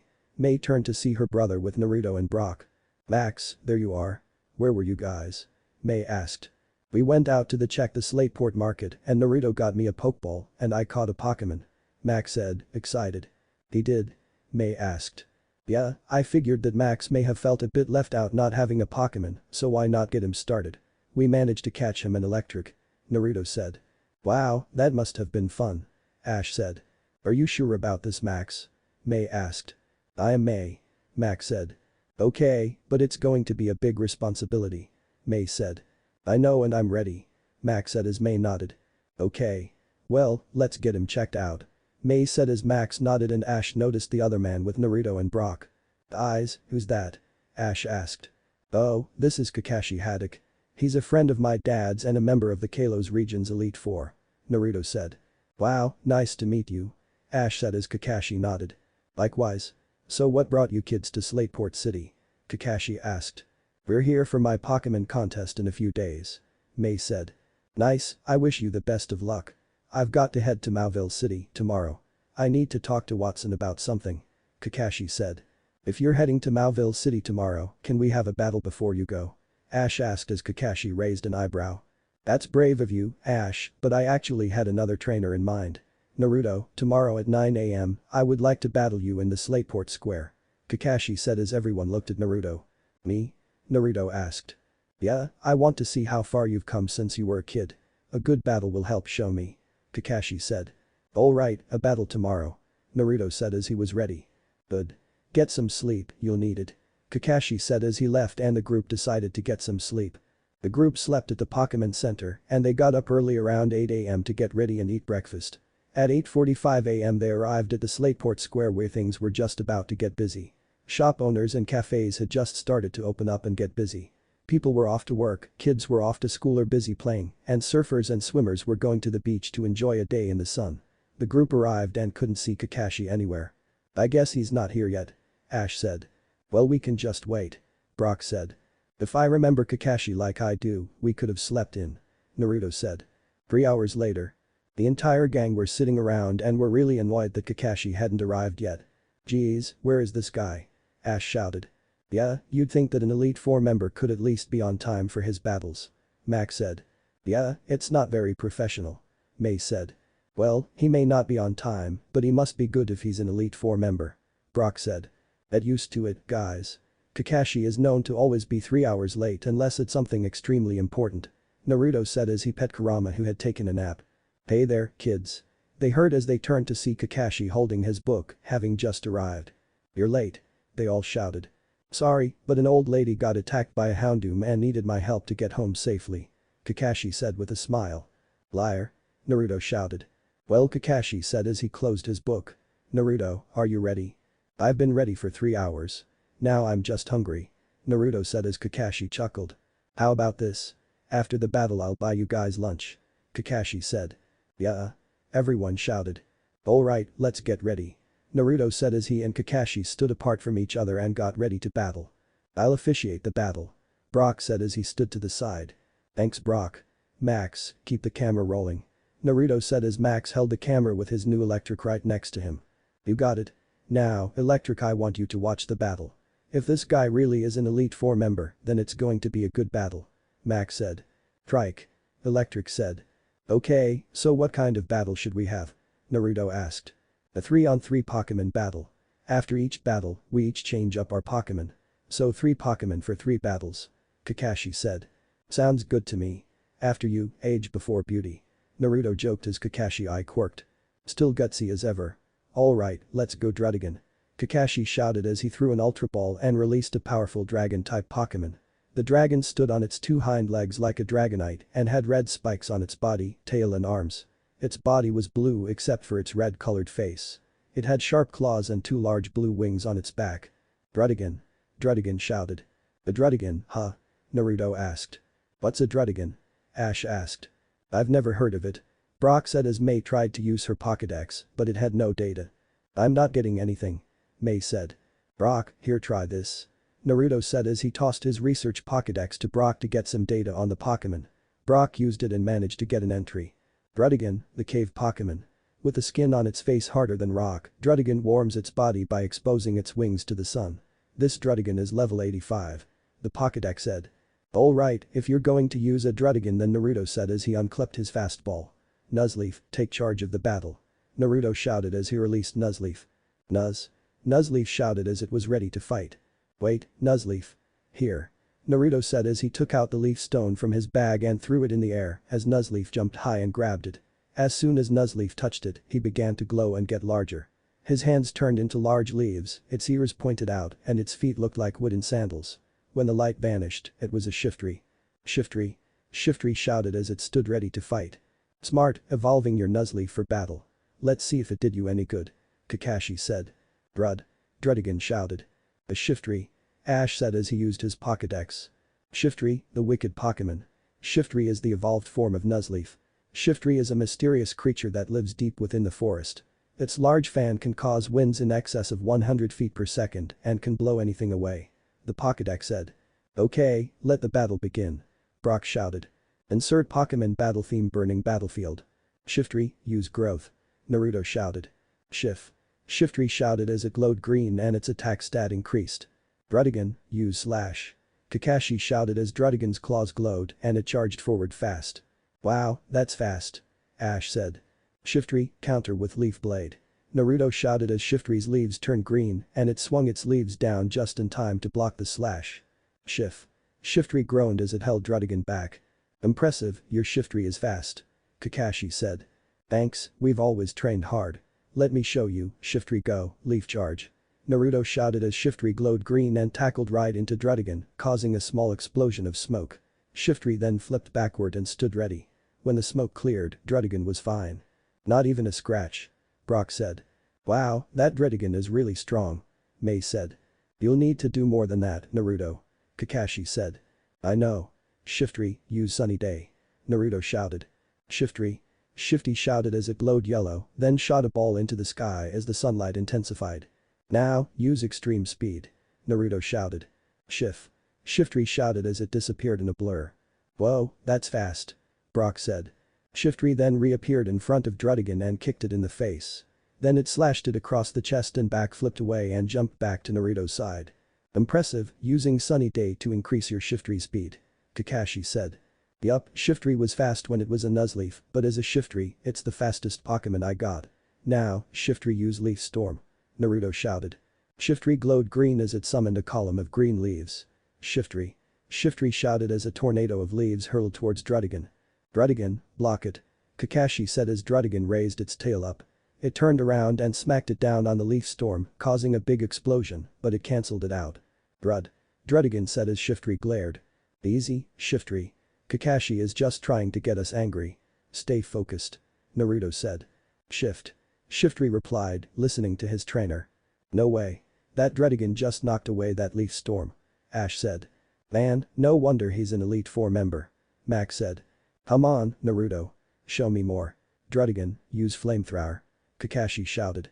Druddigon shouted as it let loose a powerful stream of fire towards Shiftry. Shiftry, counter it with energy orb. Naruto shouted as Shiftry fired an energy orb at it hit the flamethrower. The two moves battled for dominance, but the flamethrower had more power and bashed right into the energy orb and hurtled straight towards Shiftry. Shiftry, dodge. Shiftry managed to move to the side to avoid the larger blast, but got hit in the side. Shiftry groaned as it got burned. No. Shiftry used nature power. Naruto shouted as Shiftry glowed. Shiftry shouted as it glowed. It raised its leaf into the air and then smashed it onto the ground as it let loose an earthquake, causing Druddigon to stagger a bit and get hit with some damage. Now, quickly synthesis. Shiftry glowed as it used the sun to regain some health. Druddigon, use Dragon Claw. Kakashi shouted. Druddigon raced forward as its claws glowed blue. Shiftry counter with Leaf Blade. Naruto shouted as Shiftry countered and the two were engaged in a heated close quarters combat. Not bad. You trained your Pokémon well. But you've still got a long way to go. Druddigon, Dragon Tail. Kakashi shouted as Drudigan's tail glowed green and it turned its body and smacked hard into Shiftry and sent it into the air. Now, use Dragon Rush. Kakashi shouted as Drudigan's head glowed blue as its entire body was soon covered in a blue aura. It then flew up and charged at Shiftry. No. Naruto said as he saw Shiftry was vulnerable. Then he got an idea. Shiftry, use Leaf Storm to push yourself into the air even higher. Shiftry. Shiftry shouted as it fired a Leaf Storm to go even higher, causing Drudigan to move even higher and giving Shiftry a bit more time. Now, nosedive Leaf Charge. Naruto shouted. Shiftry. Shiftry shouted as it dove down to the ground and glowed green as the Leaf Charge met the Dragon Rush in a huge explosion that kicked up a lot of wind and dirt. May, Max, Brock, Ash and Pikachu covered their eyes as Kakashi and Naruto watched intently to see what happened. Then Drudigan flew out of the smoke as it groaned in pain. Drudigan said as it flew around but got hit with some damage. Shiftry. Naruto shouted as Shiftry fell to the ground and landed with a crouch but groaned in pain as it suffered a lot of damage. Impressive, Naruto. Using that Leaf Storm to gain altitude in order to use Leaf Charge. And you managed to hurt Drudigan, too. Not an easy feat. Kakashi said. Thanks. Shiftry's as determined to win as I am. Naruto said. Shiftry shouted, mimicking his trainer's determination. Let's test that, Drudigan Focus Blast. Kakashi shouted. Drudigan held its claws in front of its body as a ball of blue energy formed. Drudigan shouted as the Focus Blast was sent hurtling towards Shiftry. Shiftry, double team. Naruto shouted as he made dozens of clones and the Focus Blast hit some clones, causing them to disappear. Now, use Energy Orb. Shiftry shouted as it released an energy orb and it was heading straight at Drudigan. Destroy it with honed claws. Kakashi said as Drudigan's claws glowed white and elongated as it smashed it to pieces like it was nothing. Extreme speed. Naruto shouted as Shiftry zoomed right up to Drudigan as it smashed the energy orb. Shiftry kicked and slashed at Drudigan. Now, double brick break. Naruto shouted as Shiftry's leaves glowed as it then smashed one in the gut of Drudigan and then smashed it across the face, sending Drudigan skidding back across the ground. Drudigan said as it uses its claws to wipe some blood off its face. It then made the come on motion with its claws. Drudigan, let's wrap this up, use Hyper Beam. Kakashi shouted. Drudigan shouted as it charged its Hyper Beam. Quickly, Shiftry, Solar Beam. Naruto shouted. Shiftry shouted as it collected the solar energy. Drudigan shouted as it released a Hyper Beam. Shiftry shouted as it released a Solar Beam. The two attacks collided in the air and pushed to establish dominance as a huge explosion caused a whole bunch of smoke to fill the area. May, Max, Ash, Brock, Pikachu and the bystanders who were watching went into a coughing fit as Naruto was worried about Shiftry while Kakashi was calm. The smoke soon cleared to show a hurt Drudigan and a knocked out Shiftry. Naruto shouted as he ran up to his Pokémon to see it was knocked out. The battle is over, the winner is Drudigan. Brock said. Shiftry said, weakly. You did amazing, buddy. I couldn't have asked for better. You deserve a nice long rest. Naruto said as he returned Shiftry to his Pokeball. Drudigan, return. Kakashi said as he returned Drudigan. Nicely done, Naruto. You are an amazing trainer. I've seen countless trainers and Pokémon struggle against my Drudigan and no one has managed to hurt him like you did today. You've come a long way. Thanks Kakashi. That means a lot. Naruto said as he stood up and walked back to his spot. Man, even after all that Shiftry lost. Ash said. I guess when you're going up against someone who's a member of the Elite Four, then there's little you can do. Brock said. But still, Naruto's Shiftry did pretty well. May said. Yeah, especially given its disadvantage against a dragon type. Max said. Trike. Electric said, agreeing with Max. Pick a pie. Pikachu said. I wonder what Pokémon Naruto will choose now. Ash asked. Kurama, take charge of the battle. Naruto shouted as Kurama jumped onto the battlefield.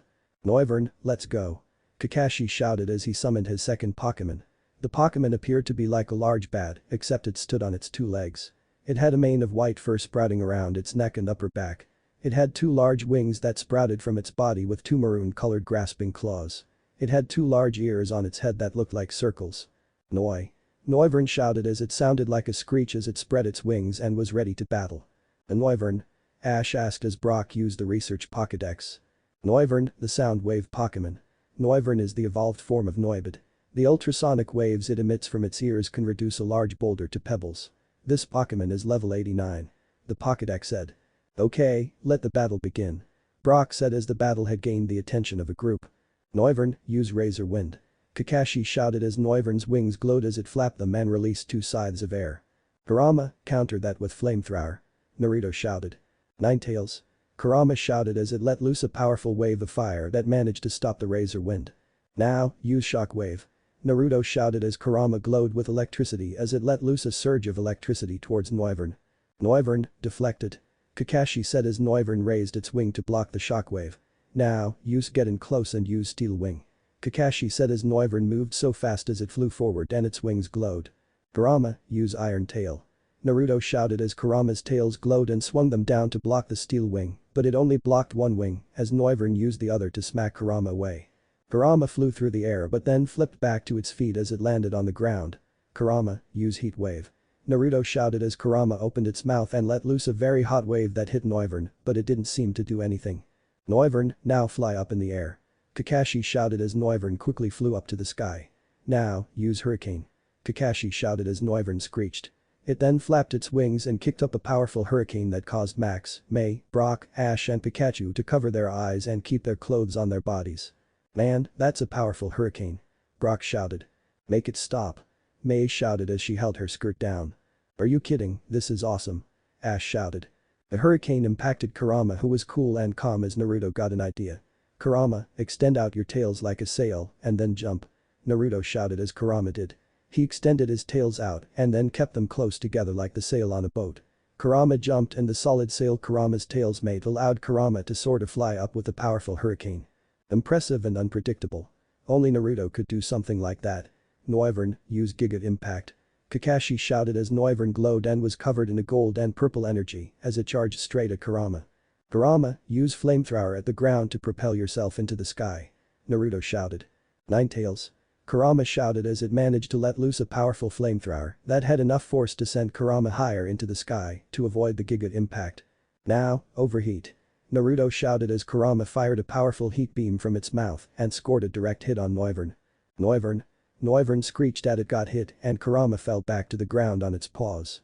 Noivern then flapped away and hovered in the sky, looking a bit hurt and angry. Nice, using that flamethrower to give Kurama a boost and hit Noivern when it was vulnerable with a powerful overheat. And since Noivern is part flying type, it's more effective than it would be against Druddigan. Kakashi said as Druddigan hovered down to the ground. Yup, Kurama and I are just unpredictable like that. Naruto said as Kurama was ready to keep fighting. Good, you're going to need it. Noivern, aerial ace. Kakashi shouted as Noivern flew forward incredibly fast. Kurama, use flame charge. Naruto shouted as Kurama ran forward as its entire body was covered in fire and clashed with Noivern as both Pokémon clashed and then bounced back. Now, Shadow Ball. Naruto shouted as Kurama fired a Shadow Ball. Noivern, Dark Pulse. Kakashi shouted as Noivern fired a Dark Pulse that slammed right through the Shadow Ball and managed to hit Kurama. 9. Kurama shouted in pain. Kurama, you okay? Naruto asked as Kurama got right back up. Nice, now use Psyshock. Naruto shouted as Kurama's eyes glowed purple and it let loose a purple psychic beam of energy and it is Noivern hard. Noi. Noivern shrieked as the Psyshock did some damage. Noivern fly up and use Razor Wind. Kakashi said as Noivern flew up to avoid getting hit anymore by the Psyshock. It then flew around as its wings glowed and swung its wings as two razor tornadoes shot towards Kurama. Kurama, knock them away with Iron Tail. Naruto shouted. 9 tails. Kurama shouted as he jumped and swung his tails to knock away the razor wind. Now, use Fire Spin. Naruto shouted as Noivern was hit with the Fire Spin and trapped in a fire vortex. Noivern, fly and then use Water Pulse. Kakashi said as Noivern flew up in the air as the rushing wind extinguished the fire vortex. Noivern then fired a water orb at Kurama. Kurama, Zap Cannon to counter. Naruto shouted as Kurama opened its mouth and fired a ball of blue electric energy that hit the water pulse in midair and the two cancelled each other out. Now, Fire Blast. Naruto shouted as Kurama fired a large fire blast that barreled right to Noivern. Noivern, use Boom Burst. Kakashi shouted as Noivern's large ears glowed and fired a powerful sonic boom that quickly extinguished the fire blast but then hit Kurama and knocked him away. Kurama rolled on the ground and groaned in pain as it got back up.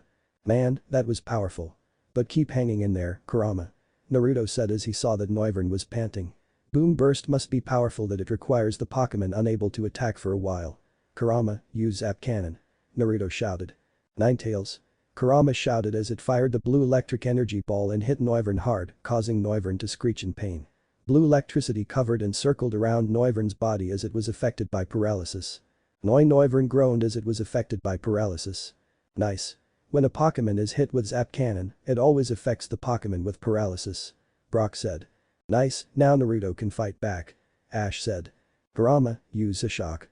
Naruto shouted as Kurama glowed purple and fired a blast of psychic energy that seriously hurt Noivern. Noi.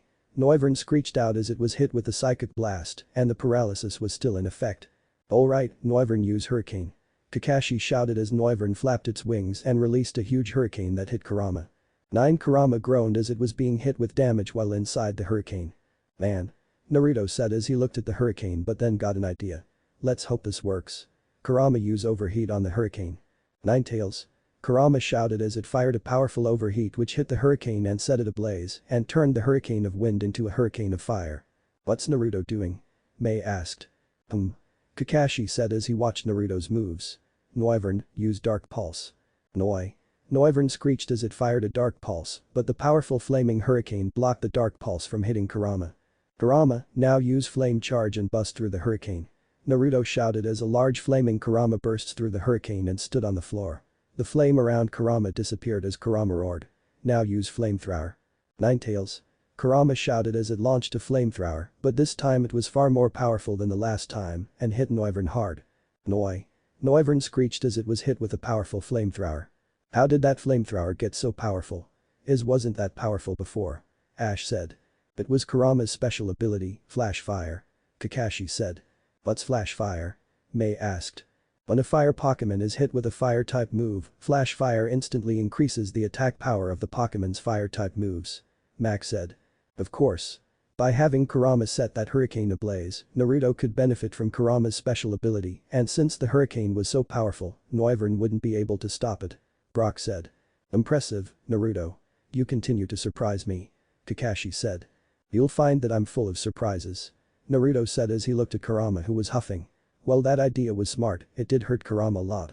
It looks like the next move will end it and if it has to be that way, I'm going down fighting. Kurama, let's end this. Full power flame charge. Naruto shouted. Ninetales. Kurama shouted as it was covered with a flame, but instead of a red one, it was now a powerful blue flame. Noivern, use Dragon Rush.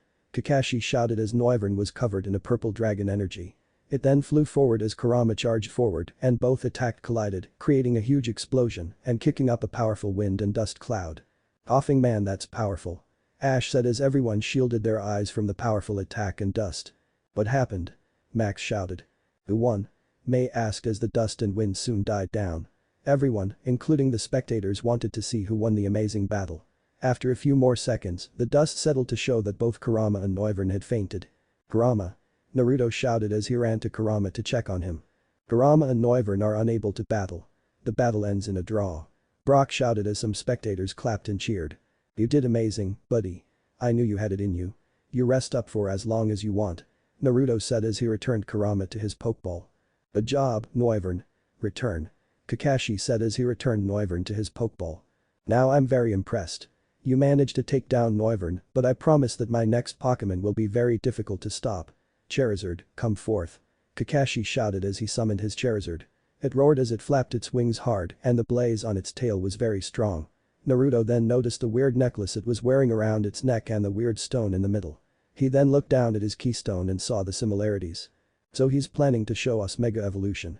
Well, Wartortle would be the logical choice, but I have no idea how Mega Evolution plays into this, so I may have to use the big gun. Naruto thought as he unclipped his Ultra Ball. Deoxys, take charge of the battle. Naruto shouted as he released Deoxys as it hovered in the air before it hovered down to the ground. It then looked at Naruto. Hey Deoxys. I've got myself in a battle with a really strong opponent and I know that you're the strongest I've got. Do you think you can help me out? Naruto asked as Deoxys nodded. Thanks, buddy. Let's show Kakashi what you can do. Naruto said as Deoxys hovered in the air as its arms wiggled around. So that's the mysterious Pokémon your father said you captured. Interesting. Let's see how strong he is. Kakashi said as Mei used her Pokédex on Charizard. Charizard, the flame Pokémon. Charizard is the final evolved form of Charmander. When competing in intense battles, Charizard's flame becomes more intense as well. This Pokémon is level 90. The Pokédex said. Trainers, ready. Battle begin. Brock shouted. Charizard, use Flamethrower. Kakashi shouted as Charizard fired an intense flamethrower. Deoxys, defense mode. Protect. Naruto shouted as Deoxys morphed its morph to its bulky defense form and created a blue shield to protect itself against the flamethrower. The flamethrower tried to penetrate the shield, but the protect was too strong. Impressive. I'll need to bring it up a notch. Okay, Charizard used Dragon Claw. Kakashi shouted as Charizard's claws glowed green as it charged toward Deoxys. Deoxys, attack mode, counter with focus punch. Naruto shouted as Deoxys morphed into its attack mode and its arms formed solid hands which glowed as it charged at Charizard. The two Pokémon engaged in a heated close combat battle in the air as Charizard would swipe at Deoxys and Deoxys would swing at Charizard. It blocked a Dragon Claw and managed to uppercut Charizard in the face, but Charizard slashed Deoxys in the arm, causing 3 deep gashes to appear on its left arm. The two Pokémon back away from each other after their attacks. Charizard felt some pain, but Charizard and Kakashi saw that the 3 gashes on Deoxys' arm soon healed and the wounds on the arm were gone. Regeneration. Alright, that makes this interesting. Kakashi said. You have no idea. Deoxys use Water Pulse. Naruto shouted as Deoxys formed a water orb in its hands and fired it at Charizard. Charizard, counter it with Flamethrower. Kakashi said as Charizard let loose a powerful flamethrower that hit the Water Pulse and cancelled it out. Now use Steel Wing. Charizard's wings glowed as it flew forward. Deoxys used Zen Headbutt. Naruto shouted as Deoxys flew forward head first, its head glowing blue as the two Pokémon clashed in the sky. Charizard fly up. Kakashi shouted as Charizard high into the air. Deoxys speed form, extreme speed. Catch Charizard. Naruto shouted as Deoxys form shifted from its attack form to its more nimble speed form. It zoomed into the air and bashed right into Charizard, causing Charizard to fly through the air in recoil, but it quickly recovered. It growled at Naruto while Deoxys kept its neutral expression on its face. Deoxys extreme speed again. Naruto shouted as Deoxys super sped through the air and bashed into Charizard again, sending it flying through the air before it regained composure. It growled at Deoxys even more as it was getting pissed. Deoxys, now use Psycho Cut. Naruto shouted as Deoxys shifted into attack form and its arms glowed purple. It then swung its arm forward and launched a scythe blade of psychic energy at Charizard. Charizard charged forward with Flamethrower. Kakashi said as Charizard flew forward and fired its flamethrower, barreling right through the Psycho Cut. Now, Dragon Claw. Charizard's claws glowed green as it clawed Deoxys across the chest and bashed it in the face. Now, Dragon Tail.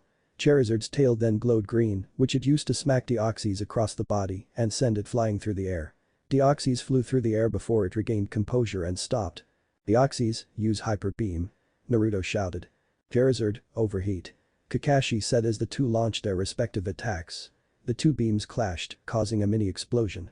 Charizard, use Flame Charge. Charizard was coated in fire and charged straight at Deoxys and bashed him hard to the ground. Deoxys got up, a bit burnt and hurt, but wasn't that bad. Deoxys, double team. Naruto shouted as Deoxys made a dozen copies of itself which began to surround Charizard. Now, use Recover. Deoxys then glowed white as it began to regain health and strength. Charizard, blast burn and get rid of all those clones. Kakashi shouted as Charizard glowed red. It then roared as it released a hug wave of intense fire which exploded out from its body and engulfed the battlefield, destroying the clones. As the raging inferno was nearing Deoxys, Recover had finished its job. Deoxys, quickly in the air. Naruto shouted as Deoxys flew into the air to avoid the blast burn. Wow, did you see that? Look at that Charizard. Max said in amazement. And Deoxys is incredible. May said. Deoxys, use a shock. Naruto shouted as Deoxys fired a blast of psychic energy from its gem and hit Charizard dead on, damaging it. Charizard, fire back with overheat. Kakashi said as it fired a flamethrower.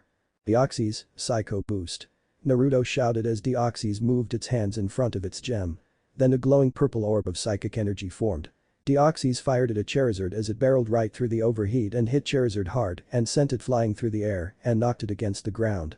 Charizard got out of the rubble and growled at Deoxys as Kakashi raised an eyebrow. Impressive. That's some powerful psychic energy. Right, Charizard? Kakashi asked as Charizard reluctantly nodded. Nice. I knew that Psycho Boost was a powerful move. But it also takes a bit to charge up. I'll need to watch that. Naruto thought as he saw Charizard get back up. Deoxys used Thunderbolt. Naruto shouted as Deoxys raised its arm and fired a Thunderbolt. Charizard fly. Kakashi said as Charizard flew up to avoid the Thunderbolt. Now, use Dragon Pulse. Charizard fired a large green orb of energy at Deoxys. Deoxys counter with Nightshade. Naruto shouted as Deoxys fired a Nightshade which battled with Dragon Pulse. The two attacks battled until it resulted into an explosion. Charizard, use Flare Blitz. Kakashi shouted as Charizard roared. It was then covered in a blue fire as it flew towards Deoxys. Deoxys, attack mode. Use Giga Impact. Naruto shouted as Deoxys glowed as a purple aura surrounded it and launched a Charizard as the two Pokémon clashed in the sky, resulting in a small explosion. Both Pokémon were launched back from the attack, suffering some damage. Deoxys suffered some damage from the Flare Blitz and using the Giga Impact, which meant it couldn't move right after, so it was floating away to get some distance to regain its strength. Charizard was hurt from the Giga Impact as well, but also from the recoil damage of the Flare Blitz. Your Deoxys is a really formidable Pokémon, Naruto. Kakashi said as his Charizard hovered down and landed on the ground. Thanks, and Charizard is really strong. Naruto said as Deoxys floated to the ground. I know, he's one of my hardest working Pokémon and a fierce fighter. Our bond is as strong as any you have with any of your Pokémon. Let me show you what our bond can achieve. Charizard, are you ready? Kakashi asked as Charizard roared in approval. Then, let's begin. Keystone, hear my call and feel the bond between me and my Pokémon. Beyond evolution, Mega Evolve. Kakashi shouted as he touched his glowing keystone on his headband, which released waves of yellow energy. The stone on Charizard's necklace glowed as it released waves of blue energy. The blue and yellow energy waves collided, combined, and then moved into Charizard's stone. Charizard then exploded in a burst of purple energy as its body began to evolve. Its wings grew larger, its ears grew bigger and sprouted out, and its body got larger. The energy extinguished and the Mega Stone had absorbed into Charizard to Mega, evolve it into Mega Charizard. It changed in color with its body and wings now black, and its belly light blue, and even its tail fire had turned blue. Its wings had a dark blue tint to them, and the most interesting thing was that two large blue flames were flowing out of its mouth. Charizard roared out as the Mega symbol appeared in front of it before it disappeared. Meet, Mega Charizard. Kakashi said with a smile as Naruto was amazed at what just happened. Amazing. Naruto said as he saw Charizard had changed. That is so cool. Max said. It changed color. May said. I've never seen that kind of Charizard before. Ash said. So that's Mega Evolution. Brock said. Yes, now to show you the power. Charizard, Flamethrower. Kakashi shouted as Charizard fired a blue flamethrower that was at least twice as powerful than the original one. It fired through the air and was heading straight towards Deoxys. Deoxys, use Water Pulse. Naruto shouted as Deoxys fired the water orb. It launched at Charizard, but the flamethrower bashed right into it and evaporated it and continued towards Deoxys and hit him hard and knocked him back a few feet. Man, that power increase. Naruto said as he saw Deoxys recover from the powerful flamethrower. We'll have to be careful. Deoxys, use Thunderbolt. Naruto shouted as Deoxys launched a Thunderbolt and it hit Charizard. After the attack stopped, Charizard just smirked at Deoxys, shocking Naruto and everyone. How? Naruto asked. Mega Evolution not only changes Pokémon but increases every aspect of their abilities. Power, speed, agility and defense. You'll have to be a lot smarter about how you battle now. Charizard use Fire Blast. Kakashi shouted as Mega Charizard fired a blue fire kanji towards Deoxys. Deoxys flight to avoid it. Naruto shouted at Deoxys shot into the air to avoid the fire blast which would have really done some damage. Now, use Psychic. Deoxys' eyes glowed purple and a huge wave of psychic energy tore through the ground and hit Charizard hard, knocking him away about 10 feet and doing some damage, but Charizard was still on its feet. Charizard, use Draco Meteor. Kakashi shouted as Charizard fired a large orange orb high into the sky. It then broke up apart into dozens of falling meteors of dragon energy that hit the ground. Deoxys, quick use Protect. Naruto shouted as Deoxys formed a blue shield around it protecting it from two of the meteors, but the third one had enough power combined with the damage done by the previous two that it smashed right through it and hit Deoxys hard enough. It fell from the sky and hit the ground hard. Deoxys stood out of the crater it made, suffering from some serious damage. Charizard, overheat. Kakashi shouted as Charizard fired a blue blast of fire energy. Deoxys fire an ice beam at the ground. Naruto shouted as Deoxys fired an ice beam at the ground, creating a huge wall and pillars of ice in front of it that managed to deflect the overheat but melted from the intense heat. It created steam that filled the area, but the ice did the job of protecting Deoxys. Now, use Focus Blast. Naruto shouted as Deoxys fired a blue energy orb towards Charizard. Charizard deflected with Fire Punch. Kakashi shouted as Charizard's fire-covered fist swung up and deflected the Focus Blast into the sky. Charizard, use Dragon Pulse. Charizard fired a powerful dark green blast of energy towards Deoxys. Deoxys, quick use Psycho Boost.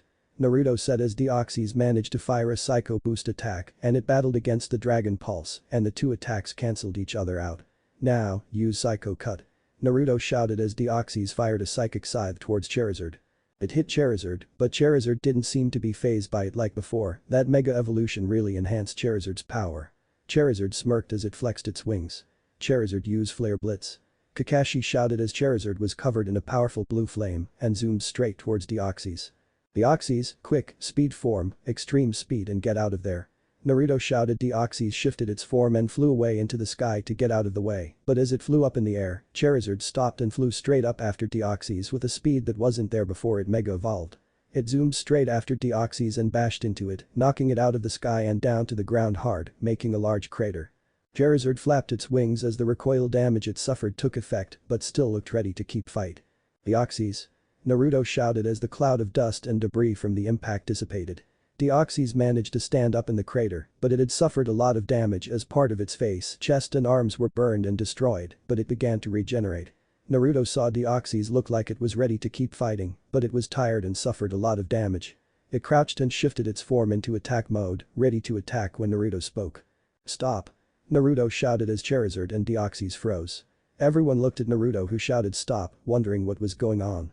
The battle's over. I surrender. Naruto said with a sad smile as he walked over to Deoxys who looked at him. BZZT, BZZBZZT. Deoxys said. No, you were great Deoxys. You fought just as hard if not harder than everyone else, but you're at your limit. Sure, I want to win, but not at the cost of hurting any one of my Pokémon. Naruto said as Deoxys looked at him. He saw the care and concern in Naruto's voice and nodded. You were great buddy, now get a nice long rest. Naruto said as he returned Deoxys to his Pokeball. Charizard, return. Kakashi said as Charizard roared as it reverted back to its normal form. Kakashi then returned Charizard back to his Pokeball. Ash and everyone ran up to Naruto as he clipped the Ultra Ball to his belt. Naruto, that was an amazing battle. Max shouted as he ran up to Naruto. The way that you fought with Shiftry, Kurama and Deoxys, it was so cool. Thanks Max. Naruto replied with a smile as he pat Max on the head. Yeah, that was so cool. Now I got to up my training to battle you. Ash said. It was impressive how you handled the battle. Brock said. Sorry that you lost. It looked like Deoxys could have kept on battling.